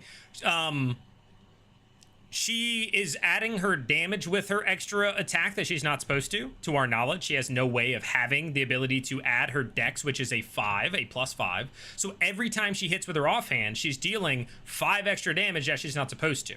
So in a combat that lasts 5 rounds, she hits it with every time, she's getting that. That's 20 extra points of damage. At level 3, that's enough to kill people. Like, you know, get an extra kill or 2 or whatever. Not only that, there was at least once, if not more times, she gave herself advantage from her audacity, which isn't what it does. It allows you to sneak attack without needing advantage or an ally within 5 feet. And she was giving herself advantage from it, which it doesn't do. It allows you to sneak attack without needing advantage or an ally. It doesn't give you advantage. So, but it is what it is. Taylor will be the first to die because Travis rolls like crap historically since Grog. He has been a real Will Wheaton. Yeah, I mean, even with Taylor in this one, he's been rolling really, really bad. He's been rolling really, really bad. Chilali, in terms of the desperate measures, I believe they reset.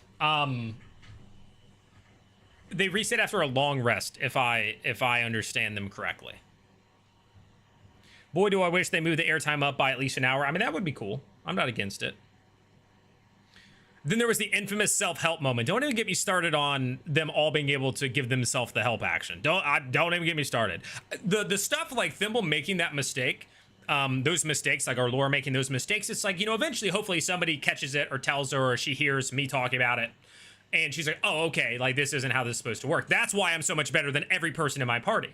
However, I am less bothered by her making a mistake than the self-help actions. That was nonsense. Absolute nonsense. There's no Thimble hate. There's no real, I'm just pointing out that it was, it's just not being done as designed. That's all.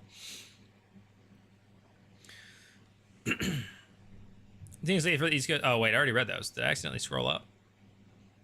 Thimble isn't broken, it's optimized. No, what I'm talking about is broken. I mean, other than that, she's fine. Like the other stuff, yeah, at low levels as a swashbuckler rogue. I am playing one currently. I love swashbuckler rogues. They are awesome. So without those things, cool. But yeah. It's so late on the East Coast because California knows how to party. Oh, is that right, Ryan of Marshall?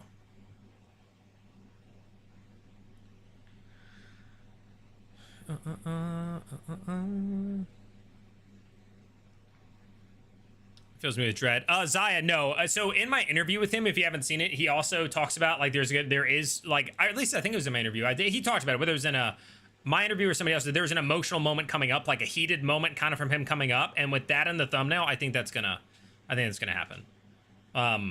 So.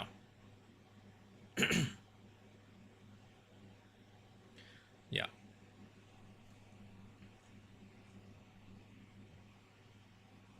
Brennan is allowing it. Thimble's not doing anything wrong. I think he's going with it because he doesn't know either.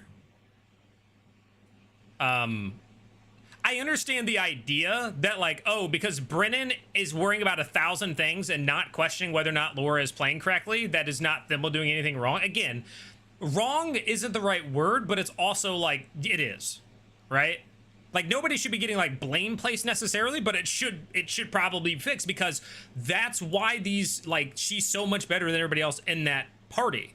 That's why everybody's like, she's so amazing, she's insane. It's like, well, because she's getting advantage when she doesn't have it, she's dealing extra damage. Yeah, of course she's better. Like, and she's a low level rogue. When you combine all of those things together, yes, she is blowing everybody else out of the water. Does it have advantage to weapon mastery? Yeah, if she has that, she could get Vex. Yeah. Which is what could give her advantage with the offhand. But again, in my specific thing, which again, maybe she said it incorrectly, I distinctly remember a time where she goes, oh, I get advantage because of my rogue thing or something. And I was like, no! But she might have said the wrong thing. She might have meant Vex. Don't know. So the other reason that she has, so not every time she has advantage is wrong. They're playing flanking rules. If you have an ally within 5 feet of the same monster, you get advantage. So if there's an ally next to it, she's gonna have advantage. If she hit her first attack, she has advantage on the second one. She has a lot of ways to get advantage. So they're not, like, I'm not saying all these times are wrong. Like, again, I could only name one where she said something out loud that I was like, wait, no, that's not right. I'm more focused on the offhand damage than the rest of it. Like, I don't know how often she's making that mistake. How are you liking Brennan's DM choices to include high-level NPCs? I think it's fine. They exist. Yeet, thank you for the 101-month subscription on Twitch. Swashbucklers get advantage? No, they can just attack, or they can get sneak attack without needing advantage, or an ally within 5 feet. They can 1v1 sneak attack, which is they're the only one who can really do that without giving themselves advantage.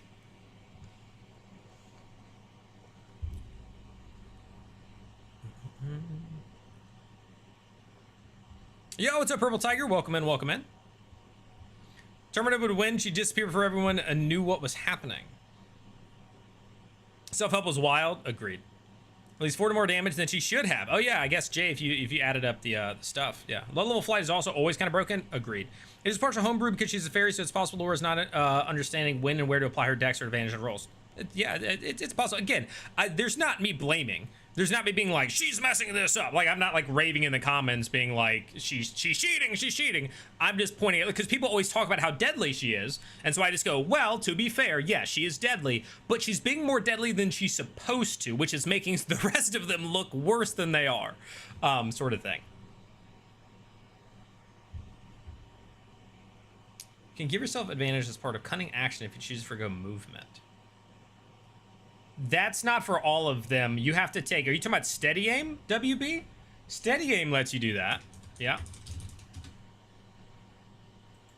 Yeah, third level rogue feature allows you to get that. I don't know if I'm looking at, that's a 2014 version. I don't know if they've changed it.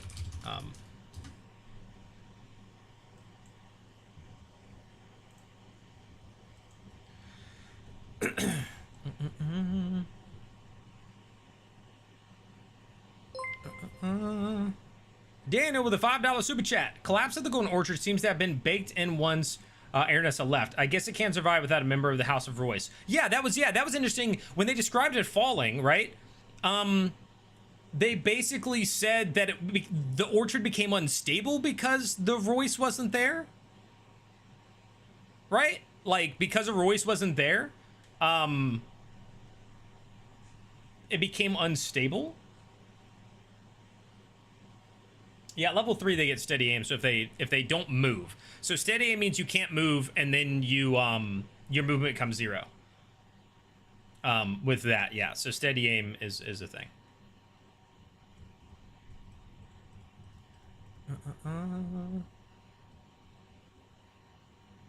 No, I know, WB. I'm just saying I didn't know if they had put it in here. But like when I just looked it up, it seems like it's in here.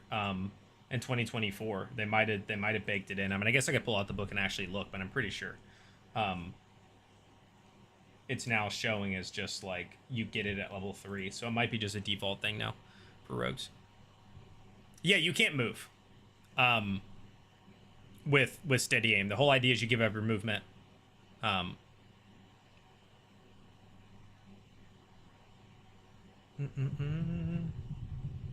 All right, I think sacrifice an action to give yourself advantage on saving through is fair trade. It's kind of like the off. I don't think so. The dodge I think is totally fair. You're spinning your turn being like, all right, I'm gonna avoid this attack. My whole focus is on dodging. I'm not thinking about attacking. My whole thing is positioning myself to avoid an attack. Cool. You can't help. You're like, I'm gonna be healthier and my constitution. Constitution saved me stronger. No. Like, no, I refuse to accept that nonsense. I'm helping myself on a charisma save. What? Like, yeah, you are. Naturally, your body is trying to fight off poison. You don't have to give a help action to improve your chance to resist poison. Like, the help action on the things no, absolutely not. It's silly.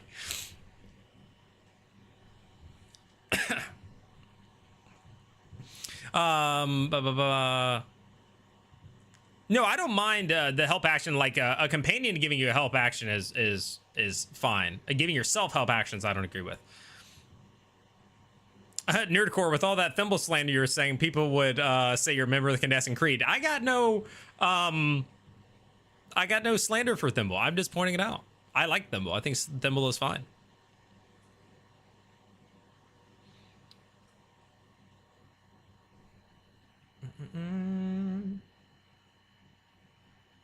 Yeah, end credits. Yeah, that's it.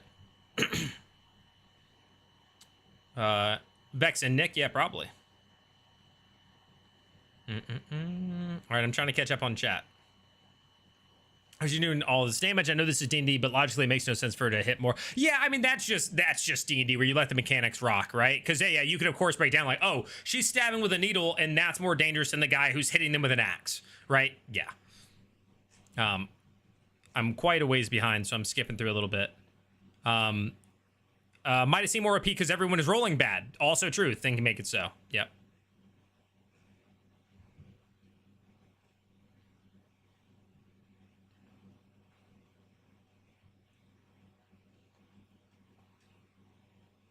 I think it only became unstable because of the attack. If a member of the family wasn't there, it could probably remain stable for a while on its own. Yeah, that seems fair, schematic, yeah. During the attack, it became unstable. It became unstable when they attacked because she wasn't there to fix it. Yep, that same thing the Chocolatist of Thunder said over on TikTok. How would you feel about 2 tables instead of 3? Arctic on TikTok asks. I would love that. I would love that. I think the self-help business was an escape hatch Brendan created for them so they didn't get annihilated in that dungeon fight. I agree. Yo, what's up, Boneyard? I'm pumped for tonight's episode, but hoping they break up the groups a bit this session. The 8-person table last time was a bit too chaotic for my taste. Totally fair. Totally fair. Will yourself to resist manifesting. Exactly.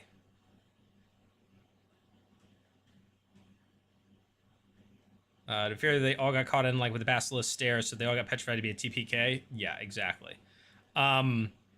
Not sure if you touched on how awkward the Belair Tyranny interaction was. Tao gave so much energy and it was reserved. I did. Very icky. I 100% brought that up tonight and in another discussion I had. I was playing Baldur's Gate 3. By the way, if you guys ever see me live, I'm playing BG3. I am currently running a group of Campaign 4 characters. I have Murray, Azune, Valus, and Hal as my 4 characters in BG3. But I was talking about it then. Yeah, I have described many times now that Tao was in it. Belair was like, tell me what, blah, blah, blah. What is, I'm trying to get a read. And Whitney and Tyranny were just not having any of it. And it was like, and Robbie was just like sitting between them. And I was like, yeah, this is not playing out the way that Tal is trying to get it to go. She's just not biting really at all. But I think part of it is also maybe she doesn't know if she, whatever, because Brennan and yeah, I don't know. Oh yeah, as for somebody who is going to stand there, WB, steady aim is great. Steady aim is not as good for a swashbuckler who typically goes in, attacks, and can leave without provoking.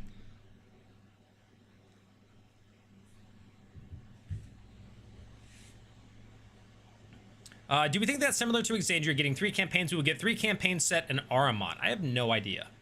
I have no idea. It's a good question though. I'm giving myself advantage? No. That one says, from seeing the rankings of how you placed Valus, I see her switch up more as something that plays into her elf heritage and how she struggles with social interaction, the difference in beliefs.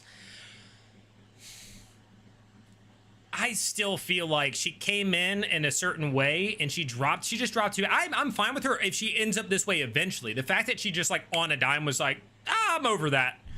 I was just like, whoa, you were like this mysterious, super cool, like cold, and then you're just like, I don't want to be that anymore. And that really threw me off.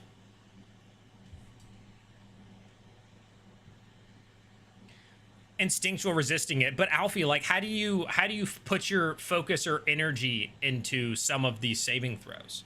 That's the thing, is like, you take the time and predetermine your resistance to charisma checks. How? Constitution checks. How do you will your blood cells to better fight the thing in a 6-second window, right? Like, some of them just don't make sense. Like, I just don't know how you do them. So I don't, the help action thing I just don't like. So you guys are being, because Werewolf, you say the same thing. They gave up their action, right? Yes, but it also negates some other abilities or spells that allow you to get advantage on your saving throws if you can always just give up your action to get it. And again, it doesn't make any sense within the bounds of the game to be able to do it, because there are multiple things that allow you to do that. There are spells that take an action to cast that allow you to get advantage on your saving throw. Why do I need any of those if I can just go, no, I'm not going to get diseased. I warded it away with my mind. It's silly. I just think it's silly. Have you wished Laura and Liam a happy birthday yet? I have not. But they're having their stuff. Their twin birthday. 2 tables would have accomplished the goal. I also think a simpler adventure that didn't need all the lore would have been just as effective in regard to viewer enthusiasm. Yeah, I think 2 tables would have been fine. I think 2 tables would have been fine personally, but you know, we'll see how the 3 play out. Yeah, exactly, David. There are mechanics and feats that self-help negates that the problems. Well, some of them, so for instance, there was one that I was using in general when I first had that idea. It was, yeah, it negates this. But in 2024, that's not what that does anymore. It gives you like a D4 instead of advantage or something. I don't remember what it was. So that one, I was like, oh, maybe I'm wrong about that. But there's probably more. Maybe the Tyranny Belair thing shows they don't prep properly for the show. The soldiers hadn't been at the table for so long and were scatterbrained. Maybe an actual theater warm-up to help focus. Yeah, I mean, I just, maybe they just had an idea of what could happen and what couldn't. So, yeah, they just didn't connect on that. No worries, Debs.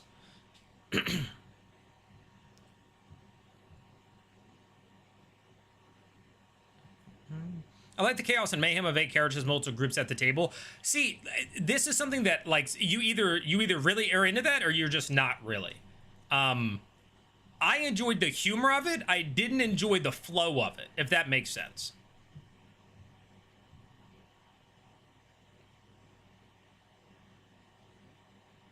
Play to restraints. Fern was a perfect fit. And she was actually made as Fern. Could be explained as fake chaos. Fair.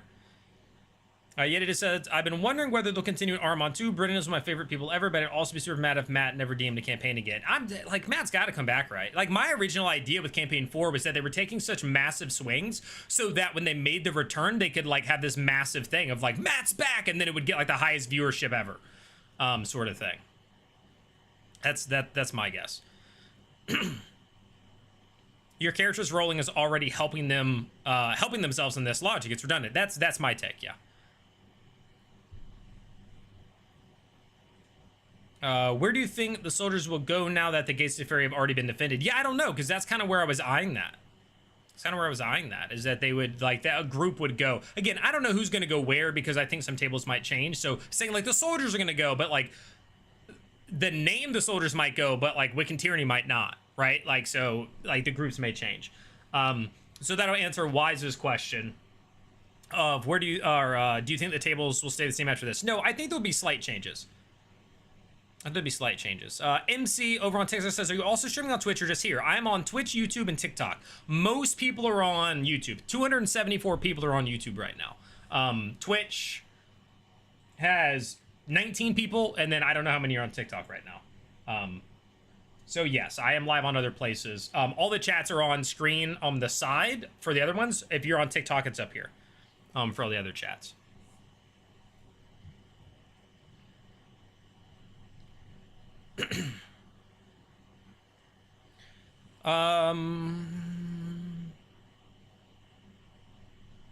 Okay, Mitchell, I've kind of already touched on the Golden Orchard and not needing to send somebody there. Muffin says, personally, 3 tables plus very complicated lore is what made me start watching. I love the mix and it drew me in. I'd never watched Critical Role before. Well, do you know that you wouldn't enjoy Critical Role without that?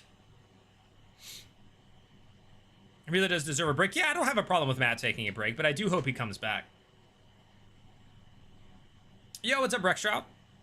See, our live show was so much fun. Hey, I'm glad you enjoyed it, Batson. I'm really glad you enjoyed it. Oh, yeah, Stephanie, did you say how much you enjoyed it? Or if you did? Dragon Drake says, on Tyranny, I think she just wasn't really afraid of people knowing about her father. He was looking for fear and she didn't have any. Well, he was like, I'm looking to see what I'm getting from you. And she was like, I don't know. Nothing.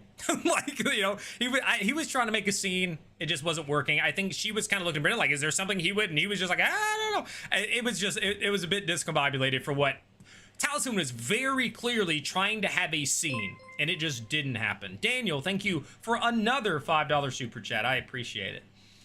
Houndsport seems like a good destination for the soldiers once they wrap things up in the city. Do we think they head back to Timony?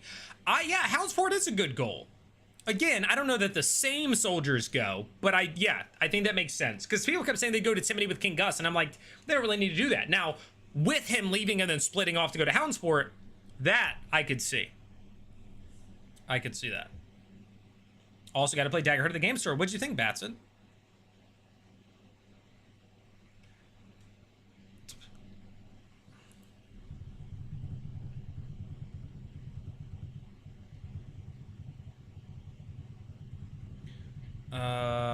I also wonder how much info Whitney has about her father. If she doesn't have an intense background with him, she's probably just as oblivious to his wrongdoings as Wick was to his grandmother.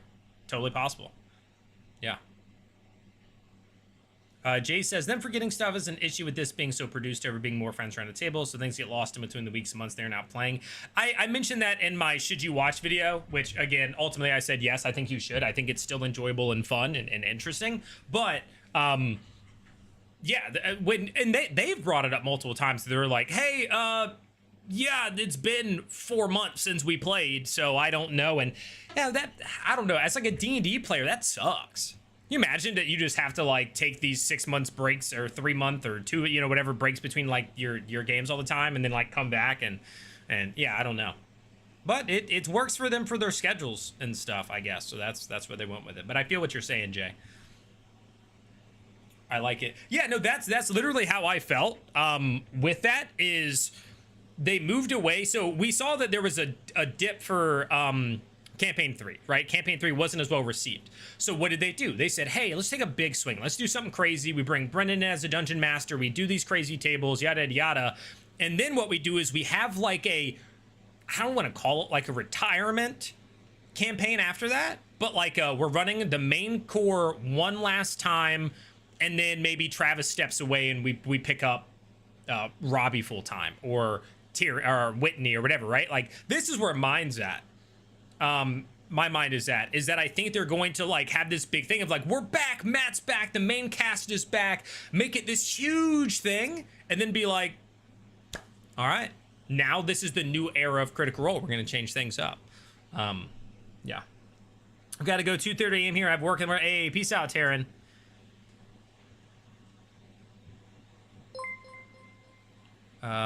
PJF Dawn with a 676 super chat. Thank you. Views on YouTube are dropping every week, struggling to hit 350K the first week. I love CR, but this experiment hasn't worked. At this rate, there's no C5. So I don't know if views are dropping every week. I also think, like, you know, it's something that continues to grow over time, right? We can be like, oh, right after this episode, 5 days later, it has a little bit lower views, but like it's going to have 1 million in 6 months, right? So I think it's a little bit harder to judge there. I also think the convergence is allowing for a bit of a bounce back potentially, which I think is showing through. Even my numbers have gone up by like 100 since the convergence started. So I think some people are bouncing back. I would also say that even if these were the normal numbers they had, Campaign 5 would still happen, right? Like when you're as big as they are and you take a drop, if they have, right? Not saying they have, but if you have, and you're still way above everybody else, you're still going to do a Campaign 5, right? And especially if you're going to go, boom, I'm also bringing back the main cast and Matt as like the single. Yeah, it's gonna. I would argue that if they came back to that, they would probably hit some of the highest viewership numbers they've ever had. If they said Campaign 5 is back, Matt is at the helm, it's the original cast members, we're in for another campaign, I think it would be the biggest one. And yes, there's also Beacon. I've said this before, though. I do think some people overestimate the number of people on Beacon, and none of us know. So even what I say is speculation. But if I like try to extrapolate based on like, all right, how many people are in the Discord? Cool. Now you assume not everybody who joins Beacon is in the Discord, but let's assume the majority are. So let's give them an extra 10,000. So now we're at 30,000, right? That's still a relatively small part of their audience, right? If an episode gets 700,000 views on YouTube and there's 30,000 people on Beacon, the majority is still watching on YouTube and Twitch, right? So those are kind of how I view that when it comes to it. But it also does it. So all that to say, to your point, once again, thank you for the super chat. I think regardless of if their numbers stayed right where they're at or even dipped a little, they're still doing a Campaign 5. These are still wildly successful numbers that give massive sponsorship deals, great ad revenue. Like this is still plenty of money, and lots of. So yeah, I don't think they're anywhere close to like, oh, this is a flop. Yeah, I don't think we're in that territory. 500,000 views on episode 24. Again, just on YouTube. Not including the other numbers, right? If you add in the other ones, it's probably 700,000 or something like that. That's a lot. So,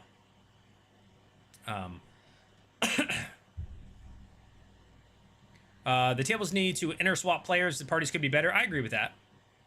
Got enough to deal with on C4 to consider C5. Totally valid. I'm trying to scroll down now. I know I talked about that a bit.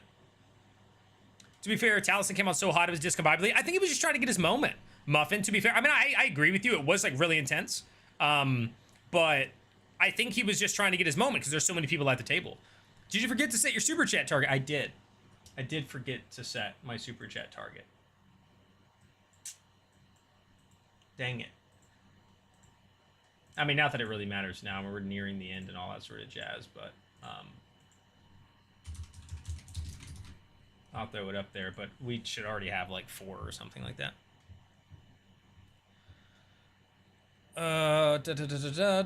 Also, any polls now? We have not been doing any polls. I could have been better about that. I need to make one of you a mod. I think you can do polls if you're a mod. To help me with that. Prediction: Robbie spends more time D&Ding during the session than he did last. I think so. Eyeball. I hope so. Eyeball. I really do. Want to know more about Trimus Draconis? Valid, Daniel. Totally valid.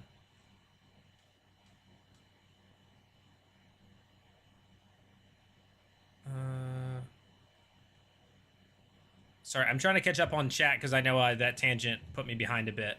Vox Machina series dice look very cool. I don't need more dice, but I'll probably get the vaccine. They do look really cool. They do look really, really cool. I would like to get a couple of those. I also still want to get that freaking jersey.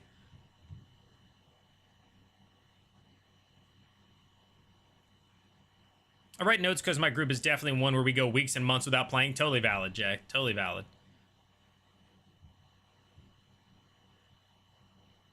His home plane? I don't think so, Nikki. I don't think that would be his home plane.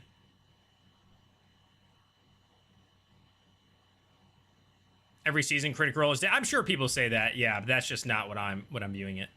Yeah, they have so many ways that they do it, and they still have so many. And CR is still arguably the biggest. Actually, I don't think it's arguably. I'm pretty sure that they just are. I don't know the Dimension 20 numbers, to be fair, but and they have a lot more going for them in terms of just the overall size of their company with like Amazon Prime TV shows and all that stuff. I think they're fine. Yeah, I think they're totally fine. Tahoe, in terms of Beacon being an app on the TV, that's all stuff they're working on. They made announcements about it. I know they have before, but like they hired a person to be the head of the app who came from another big company. So I think by the end of the year, we're going to get that stuff. I think you're going to be able to do stuff on the TVs and all that. I just looked this up, and fun fact, a group of falcons are called a cast, and a group of nightingales are called a watch. That is pretty neat.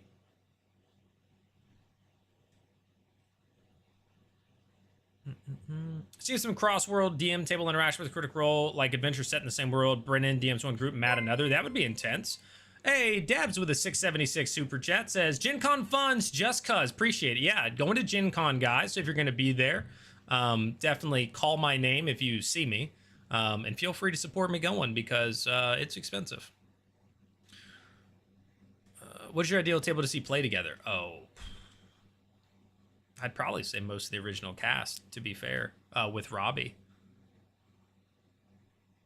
Yeah, there's going to be nostalgia in that. There's going to be just like, that's what I'm more familiar with. That's who has like insane chemistry. That's right. Like, yeah.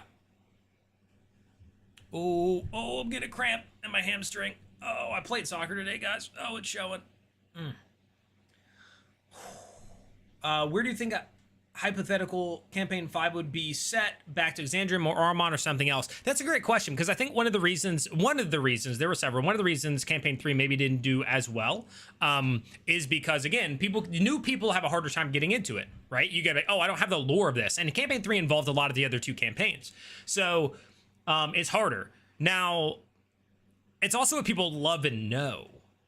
So it'd be tough if Matt broke out of it, but maybe he just picks a totally different time in Exandria, and like doesn't make it so, like, I think they need to go in a direction where like it's not important to know all of the stuff from other campaigns and those sorts of things. If they're going to go back to Exandria, I think that's how they need to approach it. So people can just jump in, and that will be marketed. They will need to market it as like, you don't need to know everything about campaign 1, 2, and 3, everything about Exandria. This is being created in a way that it is presentable for anybody who is new to get in. is my take if they're going to go back to Exandria. I was thinking, worried about views. The video's so long, it probably takes a while for a lot of people to catch up. Oh, absolutely, absolutely. That's what I'm saying. We get more over time. Shania would have done better in battle if Kat hadn't taken the magical dagger, leaving her without a weapon. Yeah.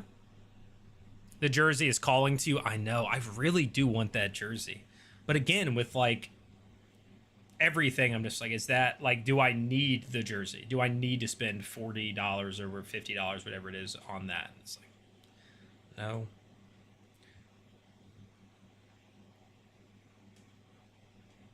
Ophidian, that triggered me reading that.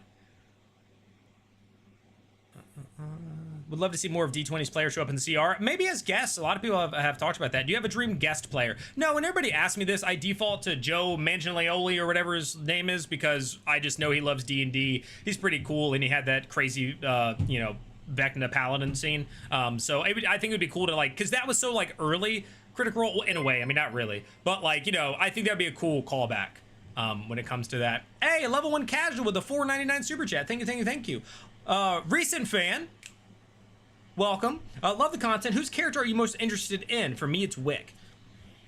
Oh, that's so tough. I think Wick is going to have an insane arc over the campaign.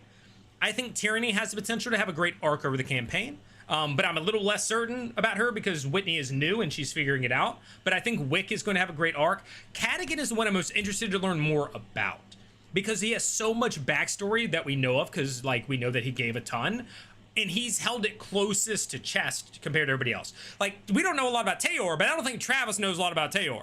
Whereas Cadigan has a lot of backstory, and we're just getting drip fed. Like, he has this sort of dark, mysterious, like, he had a lady, potentially a child, what happened. But so Cadigan is the one that I'm most interested in learning more about, I would say, to answer that question. And thank you so much for that super chat. I really appreciate that.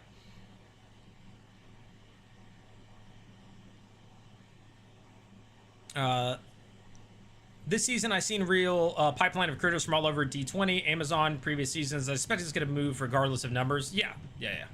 Me too. Groups of critters in my row at the live CR that was introduced CR through the Amazon TV show. Yeah, again, I think that introduced a lot of people. People are like, well, what is this? It's Critical Role. What you should have said, Batson, is how many of you guys know NERDCORE? You should have bought a NERDCORE shirt. I have them. I have NERDCORE shirts, merch below. And you should have just been a freaking walking billboard. Batson, what are we doing? Should everybody be like, hey, have you been to the pre-shows? Have you seen the pre-shows? That's what you should have done. Red Panda, are they gonna have like a group name like Vox Machina Mighty Nine? I hope so, but it's hard when you're doing 3. So yeah, 3 different tables is tough, but I think so. I think they need to. Again, I think that's part of their culture, is to have these group names. Let's talk an adult league every Tuesday. It's great for my joints. Yeah, no, I'm just getting back into it. I haven't touched a ball in 8 years, and I've gone out today was my 4th time, but I normally have to give myself a week between. Like, they do Tuesday, Thursdays, and Saturday mornings, and I go like once a week, and this is the best I have felt after one, though. I have like I don't know what it's called, hip tilt.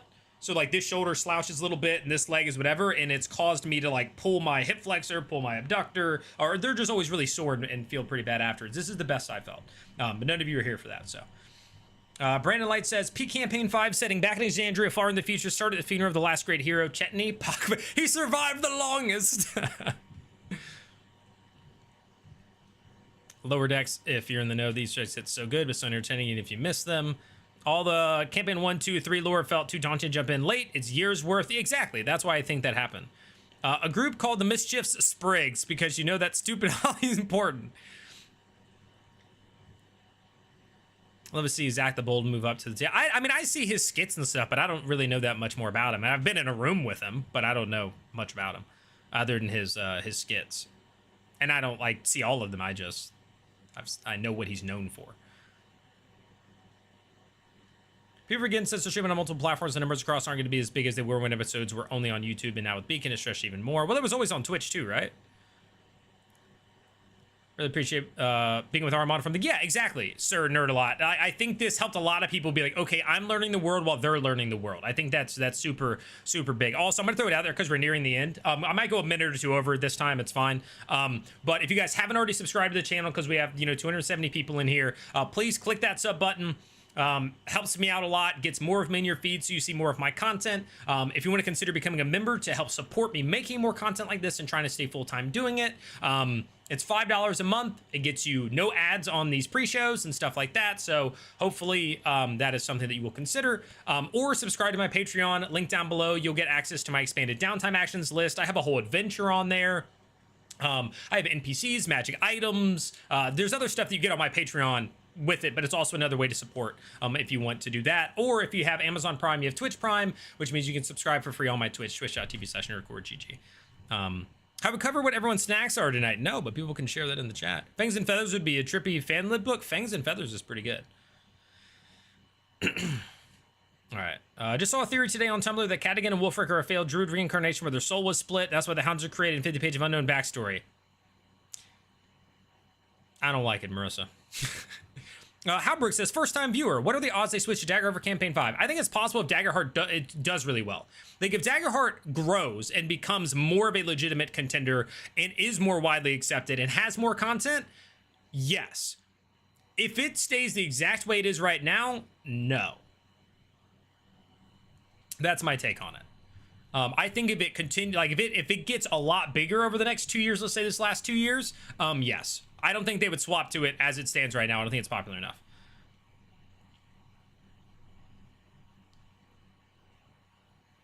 I love Lou to come back. Wonder Edition to Calamity. Oh yeah, I'm with that. Around episode 15-ish, I started a pre-episode ritual of rolling my own importance to predict the episodes. Oh, that's neat. I like that. Oh guys, and also join the Discord. Discord is linked down below as well. I have a section dedicated to actual plays, and one of the channels is the Critical Role live chat for campaign 4. So once we leave here, you guys can talk in there during the episode. And we always have moments where everybody's like, yo, that was crazy, and everybody's hyped about it, or somebody asks a question like, wait, who was that, or what did they just say? People can talk about it. It's a great way to continue to have dialogue and enjoy community with the episodes when I'm not live. So feel free to join the Discord. It's linked down below.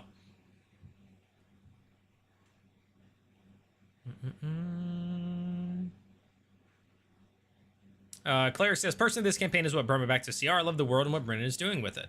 Great chat as always. Have a good night. Hey, peace out, Muffin. I saw someone's comment about Zach being guest star after Umbra, and I agree he'd be astounding for a guest appearance. Feel people really sleep on him. Again, I'm just not that informed. Dots, pretzels, and beer. Gonna try to watch the first. Well, you didn't say if you really enjoyed the live show. I'm curious about that. Feel free to put in the Discord or something if that's it. You're running a bit late. Catch on the recaps. Yep. All right, guys. I'm gonna wrap out of here. Thank you guys for hanging out. I appreciate you. This has been fun. Again, like it. Leave comments, leave whatever, watch my content if you see it, subscribe to the channel. Thank you guys for being here. I appreciate it. Enjoy the rest of your night. Enjoy the episode. I will be in the Discord. All the recaps and reviews. Hey, well, Ron, welcome to the pre-show, man. You're catching it right at the very end, but I normally run them from 7:45 Eastern to 9:45 Eastern. They're a good time, so feel free to come and hang out with some more, join the Discord, all that stuff. Thank you guys. Appreciate the rest of you for hanging out, and I'll see you in the next one.